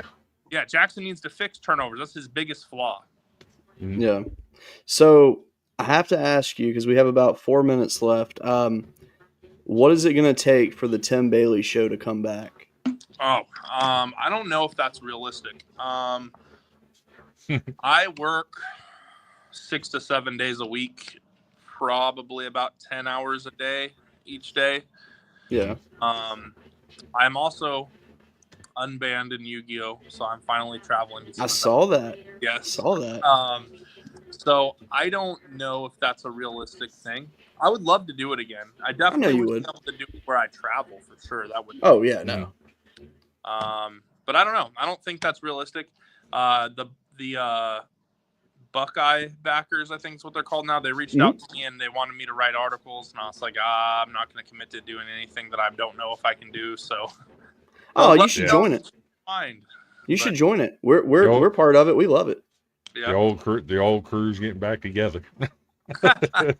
No, it's cool. I do miss it, and I do love the sports media thing, but I kind of always had the conflict where going all in one or the other was always something that I probably could have done. And I tried the college football thing, and it was very rewarding, and it was a lot of fun. But as it turns out, you don't pay bills with hopes and dreams. It's true, unfortunately. And, we got into this, and it's been very successful, even more successful than I thought. But I have, 3 employees now. So there's some flexibility. So eventually I might be able to do something. Nice. I would like to. But, yeah, in the meantime, I can definitely probably commit to here every now and again coming and being a pest and interrupting Vandy Chris on your show. I mean, hey, if we get your exclusive rights, that's all that matters. Did you get to see any of Andrew talking about the college football stadiums earlier? I didn't. So I saw you guys were live when I was scrolling through Facebook, and so I just clicked on it. I think you were talking about Missouri when I started. Okay. Yeah, I don't think Missouri's going to be good. So tonight we had a guy on. His name's Andrew Bauhs, and he does Andrew's college football tour. And he said 21 stadiums left to see. Wow. And he's been doing it over 20 years. And it was a really, really cool story from him. So yeah, we're gonna have him back on. It was definitely a fun conversation, to say the least. Where was the best few? I'm sure he probably didn't make a number one. Yeah, so he didn't do like a top 5 of these are the 5 best, but he did like here's 5 that have stood out to me. So like UTEP, Cal, Wisconsin, Washington, and one that he put to the side was James Madison. Yeah, App State and James Madison. Mm-hmm. The environments. I haven't been to any of those except for Washington, but I've heard so many good things about all of them, except for UTEP. I mean, no one hears UTEP, but yeah, you never hear anything. So when you get a guy that's been there and when he goes to the stadium, he looks for like the pregame, the tailgating type stuff, and what do they do during the game? And for UTEP to be as bad as what they are at football sells that place out all the time. I've always heard, so I'm a huge Pac-12 After Dark guy. Graduated West Coast, right? I love the West Coast. There are things I don't like about the West Coast, but we don't need to talk about those on the air.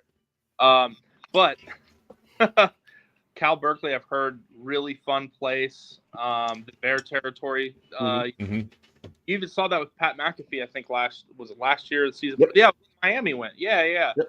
I really thought Miami was they should have been beat that day, but that place was rocking. It was awesome.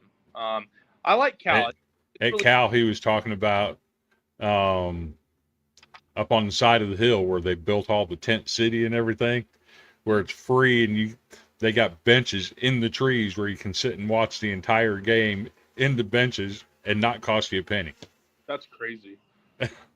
That's crazy. How big? So, if I can ask, I don't know how much time. We got about a minute and a half. Who do you guys think are top 5 or 6 SEC teams probably make the CFP? Probably 5 comfortably. Who do you think? I'm going to say 4. 4? Yeah, I'm going to go with 4. 4 or 5. Yeah, 6 is too many. I don't know what the heck's wrong with me. 4 or 5 probably make it. 4 for sure, 5 maybe. Depends on the scenario. He has 5 last year if Alabama doesn't go to Norman and step on attack. Texas? I don't have Texas in. Texas, Georgia, South Carolina, and probably Bama. I really like Alabama next year. I don't know about South Carolina. So here's my thing about South Carolina really quick. They're replacing a lot on their offensive line. They're replacing 9 starters on defense, and the defense was their strength last year. And I think that for some reason, we have been lulled into just believing in Sellers kind of blindly. I'm not going to say anything super negative about him. He was a solid freshman quarterback, and he could absolutely climb and do better. We've seen quarterbacks do that. But unless he becomes a much better passer, we really need to stop with this. He's the top in the SEC. He's Amen. Like last year, like I think it would be incredibly insulting to KJ Jefferson to call what we Yeah. I don't know what we're doing with him. I do agree that he has potential and talent, but like this is the dude who like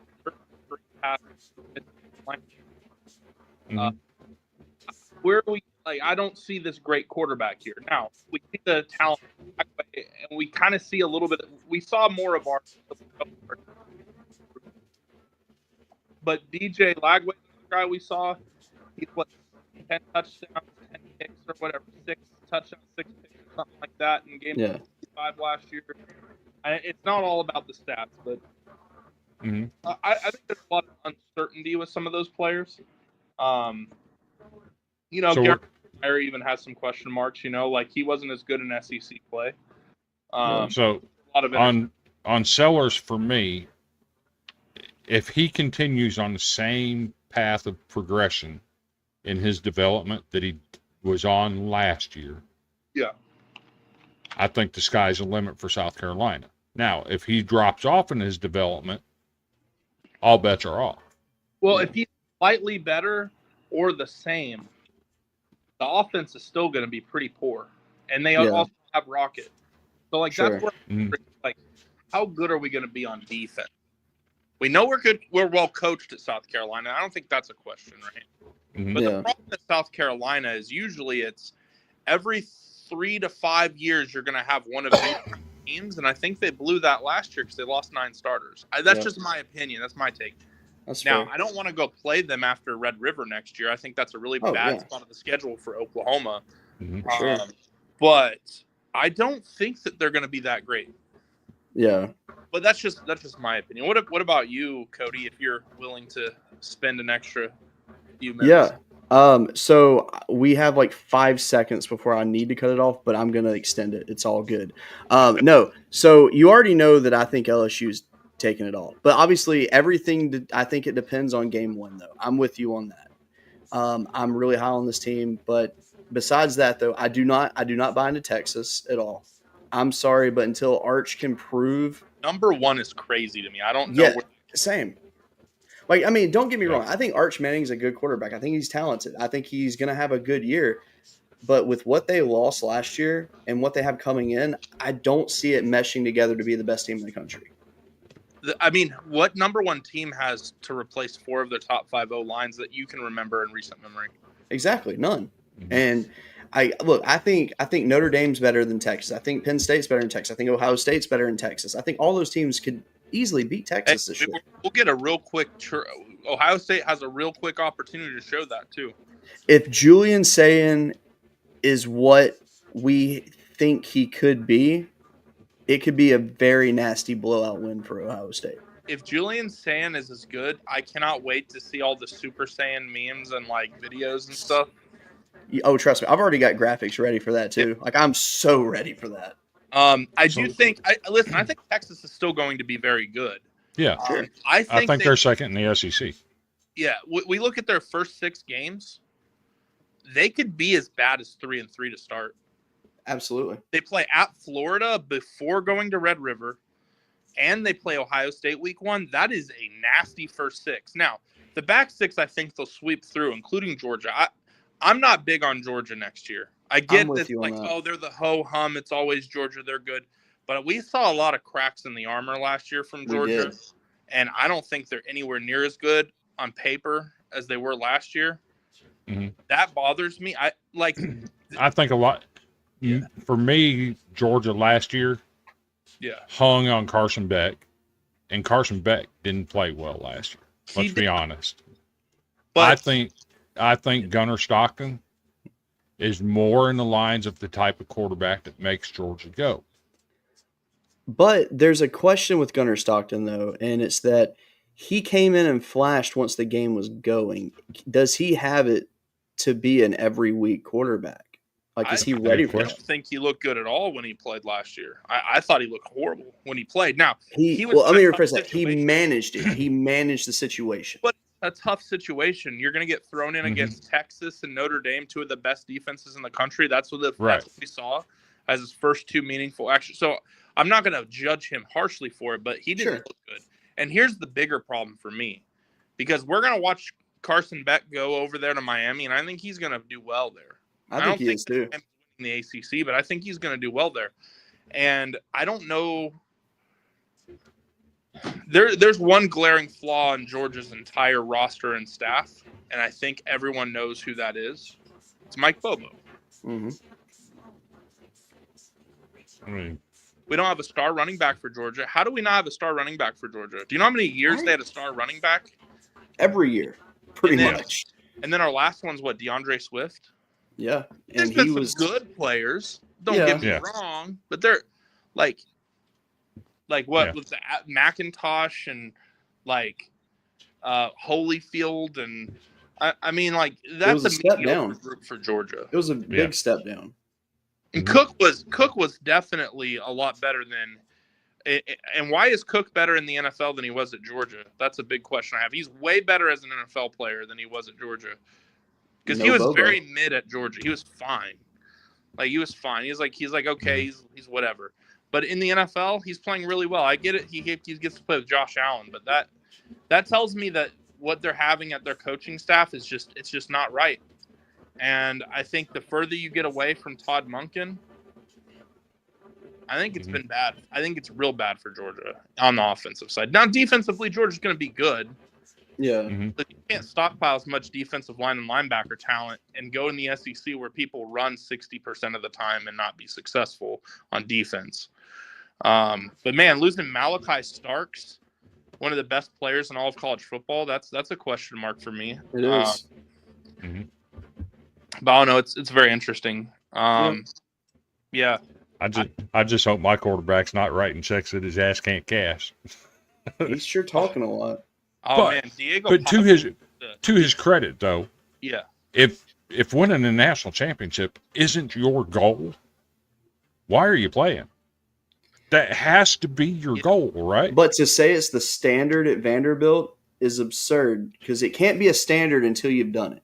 I think that he's brand building right now. Sure. Oh, for sure. But it has to be the standard. If you want to get to that level, you have to set that as what your standard is going to be. That's fair. I just I'm really excited about OU. Like I had told you guys, I thought OU would settle in and be fine last year, win 10 games. But there were question marks, as I said. We don't know what's going to happen with the offensive line, first-time quarterback, and then about all of the things that could go wrong did. I was about to say, you could not have predicted what happened with OU last year. I don't think it's possible to, like, people are like, you said that they'd be good last year, buddy. And I'm like, well, I mean, I don't think that the team that I had in my head is the team that was fielded last year, to be fair to me. Yes. But I was very right about the defense. The defense was outstanding. I think the defense for Oklahoma is much better next year. And I think adding Jaden Ott, John Mateer, and Derek Simmons, you look at that Oklahoma offensive line last year, a lot of question marks, who's going to play, not a lot of guys that have played. Now you have all your starters back. You bring in a top 5 tackle. You have your center for the whole year now, which is great. And then on top of it, all those young, talented guys that had to go through the fire that looked pretty good towards the end of the year. You remember the LSU and the Bama game right there at the end of the year where they looked pretty good. That group got to play, and they're now experienced. So and then you bring in probably Michael Fasusi and Ryan Foje are two of the best prospects I've seen in a while on the offensive line. Man, that offensive line looks 3 or 4 deep. OU's number 4 tackle started 9 games at Stanford last year. It's a totally different ball game for OU on the O line. I expect them to be probably a top 5 in the SEC unit at least, probably next year. You have Bill Beadenbow is one of the best in the business. OU shouldn't have trouble running the football. Deion Burks, Giovanni Gibson set to play early in the year. He broke his leg in spring, Yeah, and he's way ahead of schedule. So that's pretty good. Man, it's really exciting. We'll see. I really wish I had Nick Anderson on the roster. Yeah. Brent Venables expressed that he really wished he still had Bauer Sharp, to be fair, because our tight end room, that's the one spot on OU's roster where it screams, that is not a good enough group. So yeah. who do you have as being that team that's going to sneak into the playoffs? It's kind of under the radar, that everybody knows is going to be good, but they're not really putting any stock into them. Texas Tech. I swear to God, that's who I was going to say. I don't think so. They may not make may not make it. The other one to look out for, though, to me, is Baylor. Yes, absolutely. Sawyer Robertson is an absolute monster. Mhm. I look at Baylor. Auburn is about. I think Auburn fans do not understand what they're going to walk into in Waco. Mhm. That place is a tough place to play. Sawyer Robertson. I think Sure. that they have. I think right now, until Jackson proves otherwise, Baylor has a quarterback advantage. Mm-hmm. Baylor has a lot of guys returning on defense. They weren't a great defense last year, but they started to figure it out towards the end of the year, and we all know who their head coach is. Mm-hmm. Baylor's really interesting. I got Illinois. You know who else, though? I'll give you one more. Minnesota. I'm not thinking Minnesota. I have Illinois. I can see that. Illinois, I like what they have there. My problem is, like, I don't know if Illinois is really well coached. I think Brett Bielema got a lot of disrespect that he didn't deserve. We can say that, obviously. Yeah. In respect. But I just don't know that Illinois has enough. And one of their best players that was a Syracuse player transferred to Texas. Syracuse might be another one to think about, too, in this conversation. Yeah. Also, SMU, people keep not remembering that they're really well coached and they have a lot of talent for some reason. Mm-hmm. I don't know what the deal is with that. Texas Tech may be a year away. That's what I'm thinking. Yeah. I think there's such a gap in talent on their roster to get to where they needed to go that they had to spend the $25 million just to get even. Yeah. So what I'm going to say here is going to be a little bit. This is a bold statement. Baylor was the best team in the Big 12 at the end of the year, not Arizona State. Baylor, so keep in mind, Baylor, very young last year. They played Utah with Cam Rising. They were the only Big 12 team to have that problem. They lost that game. That was Utah's only Big 12 win last year. Who would have saw that coming? And then Oklahoma State. Last year was such a bizarre year. Anyway, you had that. Then you also have to keep in mind that they lost a game to a fluky-ass Hail Mary to Colorado. And then after that, they only lost they lost a game to BYU early on when BYU was really good, really close game. And then at the end of the year, I think the rest of the year, they won every game until they lost in that bowl game to LSU. And I know that the score wasn't very close, but I thought Baylor played a little bit better than the score indicated after. 100%. The thing about Arizona State, I like the way Kenny Dillingham designs his offensive plays. He's very good at that. And with the quarterback they've got, I think they can be a threat, but they have to find somebody that can run the ball and replace Scatterboot. Yeah, I think last year's what's crazy. I know you talked about Texas. I want to touch on them for a minute. I'm not here to hate on Texas. As an Oklahoma, everyone knows I'm an Oklahoma fan, but I think you guys can attest. I have not been unfair to Texas in my analysis. No, I've been pretty consistent with Texas. Yeah. My concern for Texas right now, I can go 3 years, and they've been very good for 2 years now. Okay, they've been a very good team, and they project to be a good team again this year, and I think they will be. Here's a couple of questions I have for Sarkisian. One, why does your offense start to stink every time you play a decent defense? And I don't think that the answer is Quinn Ewers. I don't think that's the answer. Maybe it was last year because he wasn't playing healthy, but I don't think that's the overall answer. That's my first question. My second question is, you beat all the teams you're supposed to, but every time you play somebody that's in your ballpark, you lose. Last year, they lost twice to Georgia. They tried to let Clemson through the back door. They pretty like, if it wasn't for what's his name, the quarterback for Arizona State, we were just talking about losing his brain for a second. He had a guy wide open for a game-winning touchdown on a 4th down.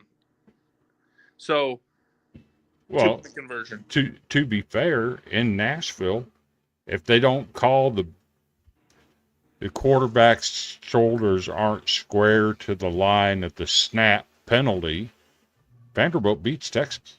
That could happen. They didn't play well against Kentucky.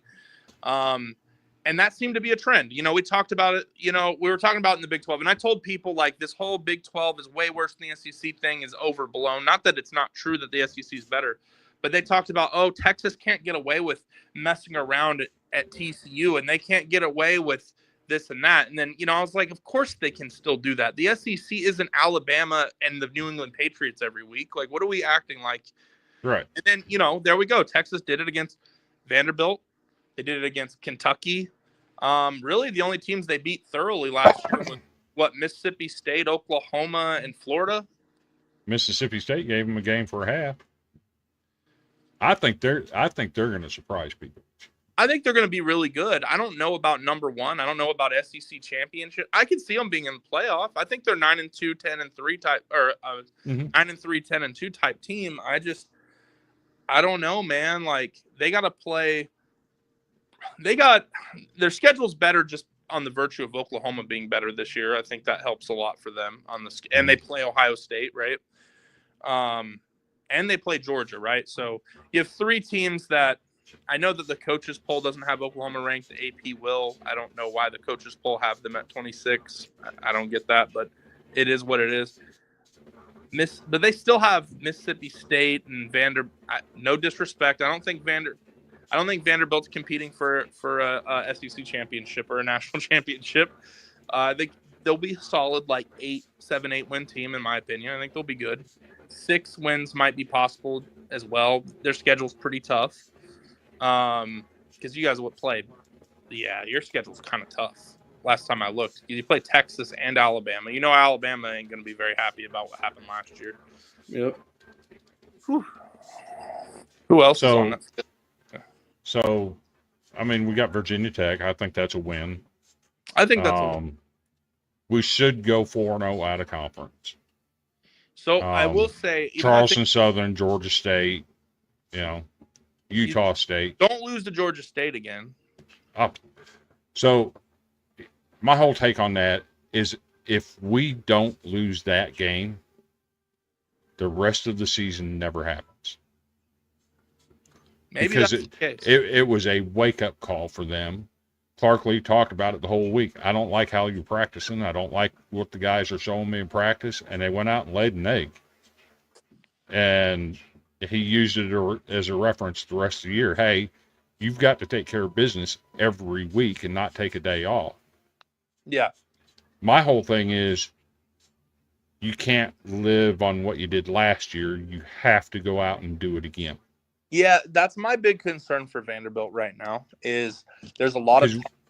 We've been there before. Yeah. There's a lot of talking.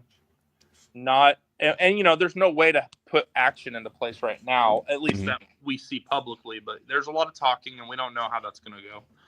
Right.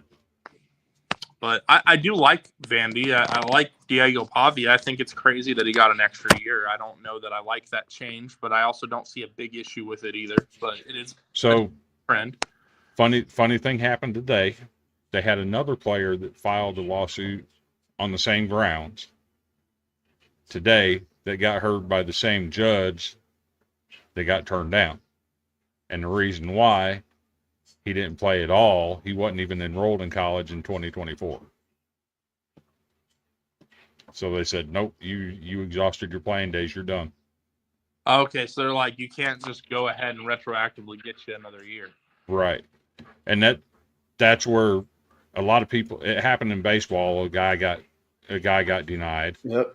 but it was for people that were on active rosters during the 24-25 school year. And there were players that tried to get in that weren't on rosters that got turned down, and everybody's mad about it because, well, Pavia got it. Well, that you have to understand what it applied to, and I get it. Got a shot. I mean, some of these kids are making like a good, even the like the low end NIL deals are like 60, 70 grand for a lot of these kids. I don't blame them. But I get it. You can't in JUCO. You can't get NIL. Yeah. So when you come to FBS, you can't tell the kid you're getting punished because you went that route first. I agree with the premise of the idea. I don't think that JUCO should count towards your NCAA eligibility. Right. I think that's wrong. I also think retrospectively they should change participating in semi-pro as not hurting your eligibility. But I think that's a deep conversation we'd have to do. Absolutely. I could see you mentioned that. Eyes. Look at him. He's so tired. You mentioned Alabama. I'm so tired, man. Yeah. There's a lot of hype. I think they can be really good. I'd like Ty Simpson. Yeah. My problem with them is Ryan Williams, the final 6 games last year, no more than 53 yards passing or receiving in any of those games. Yeah. And if we're judging Alabama based on what we've seen on the field from Ty Simpson, that hasn't been good. Yeah. So where's the hype coming from? I get it, but there's questions. The biggest thing is they have probably the top O-line, D-line combo in the league. Mm-hmm. I think that's helpful for them. You have a bunch of different running backs that can play. You have Ryan Williams. I will give him this shout out. He definitely scored a touchdown against Oklahoma that the officials should not have ruled as not a touchdown. I don't know why that happened. We're all okay with it, though. He would have had more than 53 yards is all I'm saying. They would have still lost. Fair. Sure. 10 instead, but I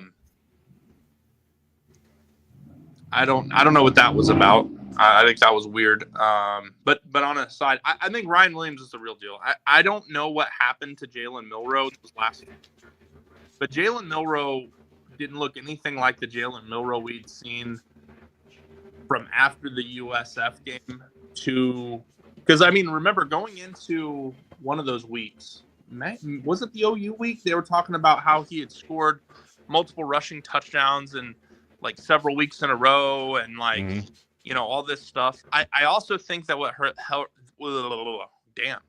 think also what hurt Alabama last year is that opposite Ryan Williams, there wasn't a whole lot going on. If Isaiah Bond hadn't transferred, maybe we're looking at a different situation for them having that pairing. Right. And, Bama's receiving core projects to be a lot better this year. But, you're right. There's question marks there. I just don't think Ty Simpson has to do a lot. And I think that the difference is that he can play a role that Milroe could not play. Like, Milroe has to be in control of the offense in order for him to be successful. He's got to touch the ball. He's got to feel the game. He's got to run the football. He's got to do things that affect the defense in ways that you don't affect from an X's and O. You affect an X's and O standpoint from your own personal gameplay. That's part of his game. That doesn't have to be Ty Simpson's game. He can just line up in the shotgun. How many guys are in the box? I'll hand it off. How many guys are in the box? I'll throw a screen. How many guys are in the box? Where's the safety at? He's rotating down. I'll throw a post. Like, he doesn't have to do anything special for Alabama to be good. If he's solid and he just doesn't turn it over a lot, I think that's enough. But you also have Kalen DeBoer, who has consistently put up great offenses, no matter where he's coached. And so I think that's something to keep in mind. He coached Jay Kaner at Fresno State. He coached Michael Penix at both Indiana and Washington. He coached Milroe, I just don't think fit his style of offense. And I think he'd be a little bit better in that regard. So yeah, that's where I'm at. But I think Alabama, I think Alabama, to me, is the team that wins the league next year. Interesting. I think they're a team to me that looks like on paper like they are the most well-rounded team in the SEC, and I think that they're not getting enough love for that because of the Nick Saban's not here syndrome. 100%. Yeah, I agree with that. I mean, me personally, I'm not even sold on them yet, and I don't believe in DeBoer at Alabama. I think DeBoer's a great coach. I don't like the fit. Well, the thing is, Alabama's defense, even though they had some flaws last year, as the season progressed, they got a lot better. Oh, sure. You look at the secondary and the group that they have there, with Ringo, starting with Ringo, not Ringo, excuse me. Is that kid, did he decommit from USC and flip, or did he just transfer? Why am I having this problem? It's the cornerback from California who was the number one corner. Last year. Shit, what's his name? Alabama's got to get better in the secondary. We all know that because I'm still waiting on their corners to catch up to Junior Searle. They still chasing him. Yeah. Vanderbilt is such a weird offense, right? It's kind of similar to the go-go offense that they ran at UNLV with Brandon Marion. Mm-hmm. It just puts your defense in a very weird situation, especially if you haven't seen. It's almost like playing the triple option. It creates a lot of problems if you don't see it a lot. I think Vanderbilt took people by storm. That's one of the things that gives me pause is like, now you have a whole year of tape on it. Is that going to affect things next year? But obviously, I think it'll still work. I think they'll score points. I think they'll if it works and you control the clock and maintain possessions, don't turn the ball over, I think that's the recipe they have to follow again. Yeah, I know it's a fun offense to play with in the playbook last year on College Football 25. I haven't gotten 26 yet. I have a birthday in a couple weeks, and I think that my wife might be getting it for me. So there you go. But last year I hadn't had it in 10 years, so I had to go buy it day of. Yeah, right. It's a little different scenario this year. I'm okay with. Yeah, makes sense. Makes perfect sense. Extra minutes turned into an extra 30 minutes. So hey, it's all good. All good. I'm ready to spot the damn ball. There you go. Buddy. I can't wait. I can't believe we're in the month finally. Right? Yeah. So I guess what we're gonna have to do is I'm gonna have to get your logo and we're gonna have to share it on our show going forward, I think. The Tim Bailey Show logo? No, your store logo. Ah, okay. I was like, I don't know if that's coming back, dog. I still have the Facebook group. People sometimes tag me and stuff. Yeah. So I'm like, oh. Yeah, I mean, honestly, it makes sense because a lot of our viewers share interest with what your store sells. So it makes sense. Oh, yeah. Nerds and college football goes together really well. Absolutely. Yeah. Absolutely. Man. But so what's next for your store? What's your next big move you're gonna do? So we did just get the upstairs here. So my play space is gonna go upstairs. Oh, cool. Very cool. So I'll have more room in here to display video games and that sort of thing. That'd be cool. Eventually, I'd like to add Legos and puzzles to the mix. Nice. So that's something I'm going to work on probably sometime next year, and clothing stuff. So that's cool. kind of the next line of things. And then eventually, I'd like to have in-person circuit where there's a lot of different games that are played in a big venue. Sure. So that'll probably be a 2027 type of project. Heck yeah. Are you selling Labubus yet? Somebody called me the other day and asked me. I'm not surprised. But honestly, I don't know of a way to get those. Like these, that's kind of slightly outside of the range of what we do. Yeah. But I'll tell you what. Oh man, I've been watching too much of the new King of the Hill series. It's so good. So good. I'll tell you what, boy. I do think if I can get a hold of some, I definitely would. I mean, they're crazy right now. Pokemon's crazy right now. Oh God, yeah. I feel like a drug dealer whenever it comes to Pokemon. It's just Because, I'm not getting allocated much because of the way Pokemon is right now. They get it all the big stores. So then I have to charge a little bit more. So I charge not quite what the market is, but a little less. And then that doesn't affect anything. They just all go off the shelf the same day. Yeah. It's crazy. Crazy. So, are you ready for a good chuckle? All right, let's hear it. 56 years old. My oldest kid's been trying for 15 years to get me to play D&D. Oh? And I finally created my first character about 6 months ago. There are people and now I'm like, I want to play it every weekend now. So here's the funny thing. I definitely see you as a D&D kind of personality, by the way. So I think that makes a lot of sense. D&D is never my thing. But speaking of D&D, I guess I could show you this. Let's see. Some of the D&D books. This is the Oh, nice. That's the alternate cover for that. But yeah, D&D is. We have a couple of groups that do sessions here that do their D&D here. I've never been a big D&D person personally, but I'll tell you what, the D&D people are the ones that they'll get you caught in a conversation. You end up in a catch-22, man. I'll be sitting there not wanting to have this conversation. The guy will be like, "What do you think? Do you know about that dragon from the 1980 third edition book?" And my brain goes, "Damn, I don't know. But should I just say yes to see if it ends the conversation?" But then in my brain, you end up with the those charts where it says if yes, if no. Mm-hmm. So if I say no, then it will be an hour-long story about it. And if I say yes, then he knows I'm going to lie because he's going to ask me about what its special attack is or something, and I'm not going to know the answer. So I have to be like, I don't know about that.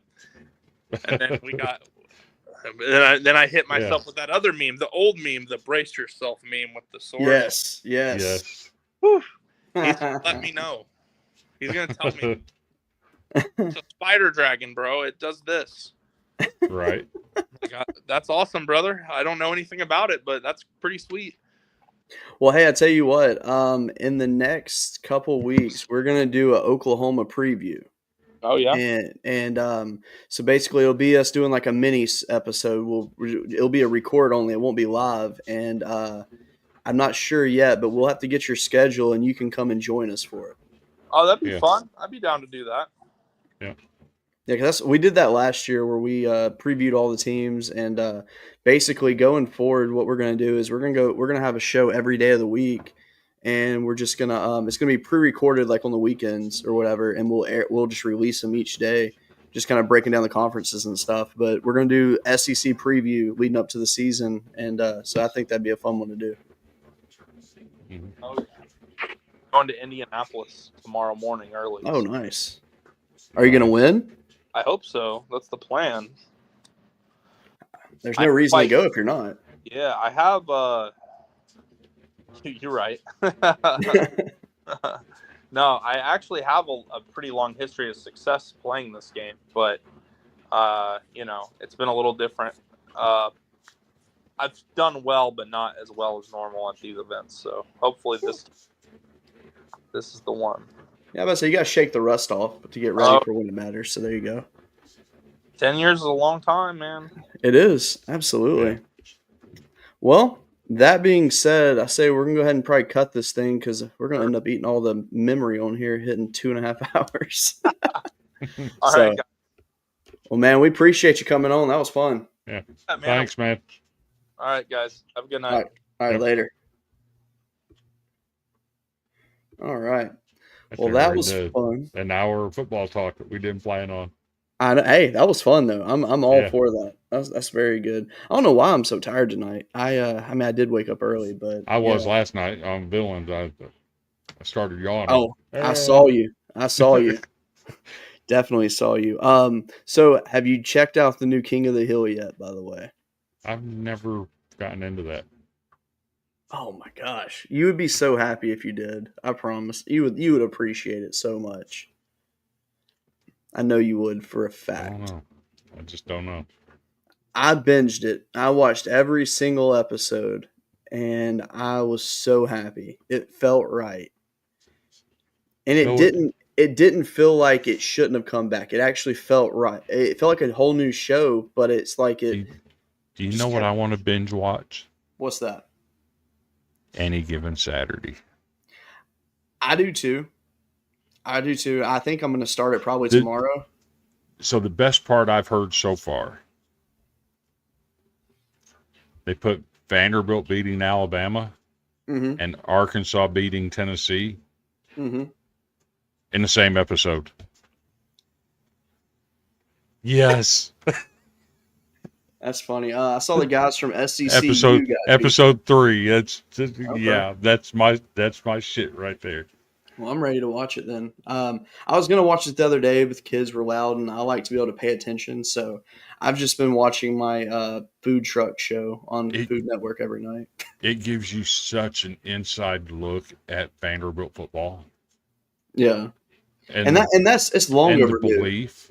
the belief that why not us?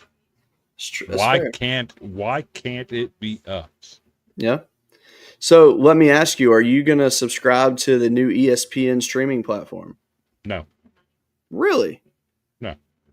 I am. $30 a month, you get all the channels. I'm like, I'm ready for it. It gives me a reason to cancel my cable all the way, and because I'll have everything I need right there with that. Plus, Paramount Plus gives me my CBS, and then I can watch games on Amazon Prime, Peacock, and HBO Max. So I'm like, it's everything I need without having to have cable.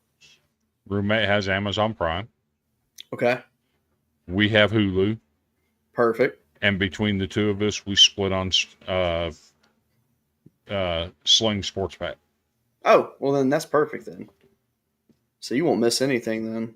I don't need to pay for ESPN streaming. No, sorry. That's fair. That's fair. I'm already getting all your streaming channels on the other 3 platforms. Yeah. I mean, because realistically, with Disney buying out WWE's streaming rights, that's takes away everything I need on TV right there. I don't have to have cable for anything for their pay-per-views or whatever. So I'm happy. I just want to know how ESPN is buying the NFL network, because ESPN's freaking broke. Oh, it's not ESPN doing it. It's Disney. Disney's putting too much money into it. Yeah, but I don't know. I don't know how they're doing it, but eventually it's going to hurt them. But here's the problem, though. Okay, let's say ESPN goes bankrupt and they're not a thing anymore. Where are sports going to stream?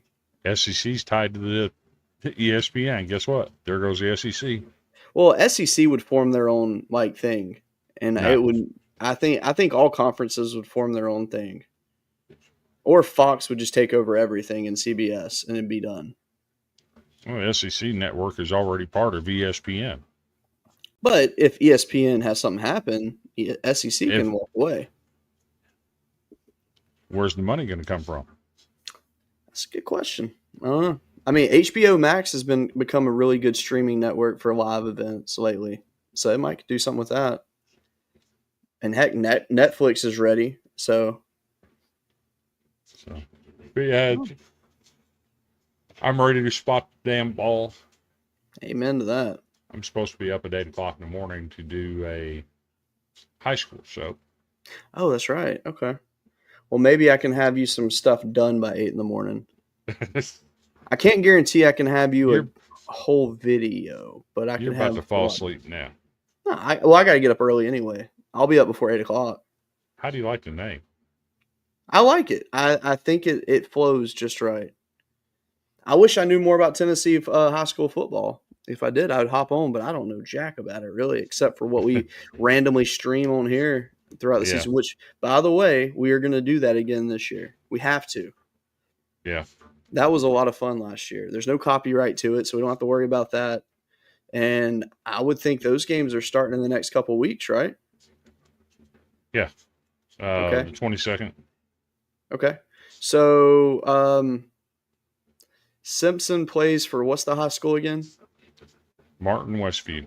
All right, so we're going to do a Martin Westview game on here very soon.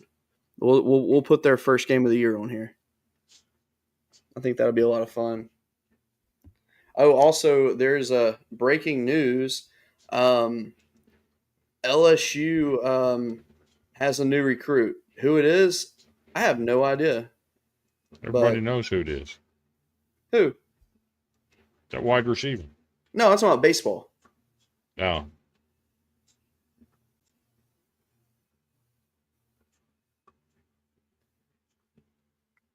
Man, AI is getting like ridiculous at this point. Like I'm gonna beyond ridiculous. I'm gonna take a stab and say his name is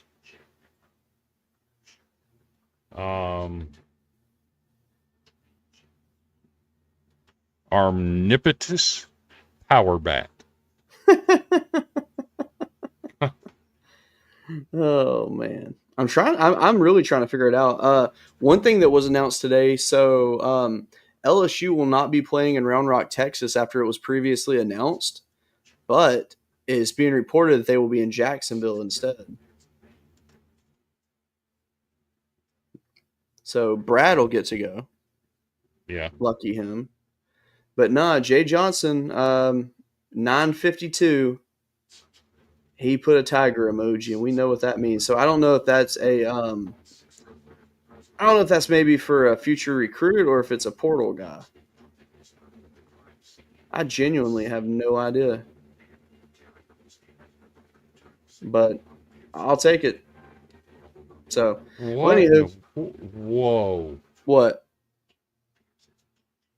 Did you see what happened in Atlanta tonight? You talking about the shooting? At No. the CBS? Oh, what? No. So, Detroit Lions player Maurice Norris suffered a brutal neck injury and was taken to the hospital from the field. Wait, who? Maurice Norris, Who's he play for? Detroit. Oh. You know, we know someone at the game, right? Both Detroit and Atlanta agreed to snap the ball and let the clock run out on the game with over 12 minutes left. They literally stood in a circle on the field, snapped the ball, and just stood there and let the clock run. That's crazy. So you do know that we know somebody at that game tonight. The game is officially suspended after the play went on for over 6 minutes. Oh my gosh. So they stood in a circle, hovered over the ball, both teams, and let the clock run for 6 minutes, and the officials stepped in and suspended the game. Yeah, I'm seeing that now. Oh my gosh. That's wild. Yeah, Chris Joseph took his son to the game. Because I was talking to him earlier. Sometimes life is bigger than football. Amen.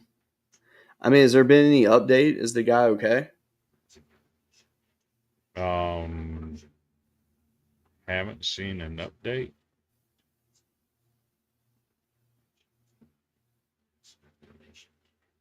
What was his name again?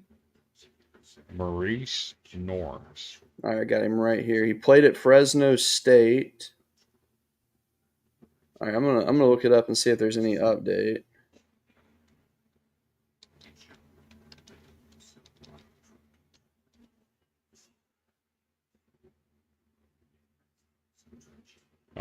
From the Detroit Lions, Maurice Norris is in stable condition and has feeling and movement in all extremities. Oh, thank goodness. He will remain at Grady Memorial Hospital in Atlanta overnight for observation. I'd like to thank the Atlanta Falcons organization, EMS at Mercedes-Benz Stadium, and the doctors and staff at Grady for their support. Man, they're man, that's really good to hear that he's good, because I don't like hearing about injuries like that. It's just absolutely terrible, man. Well, anywho, Chris, it's been almost 3 hours, so I say let's end this show. All right. All right, everybody. Well, if you're still watching, I'm impressed, first of all. But thank you so much. If you could, please give us a like, follow, share, if you don't mind. And you'll be seeing a lot of us this coming week, as we'll be releasing videos on our YouTubes, and we'll share them on all our socials. So stay tuned. Much appreciated, and have a great week.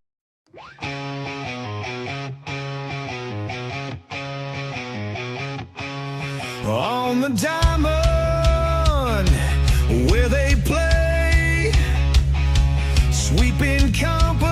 passion every day.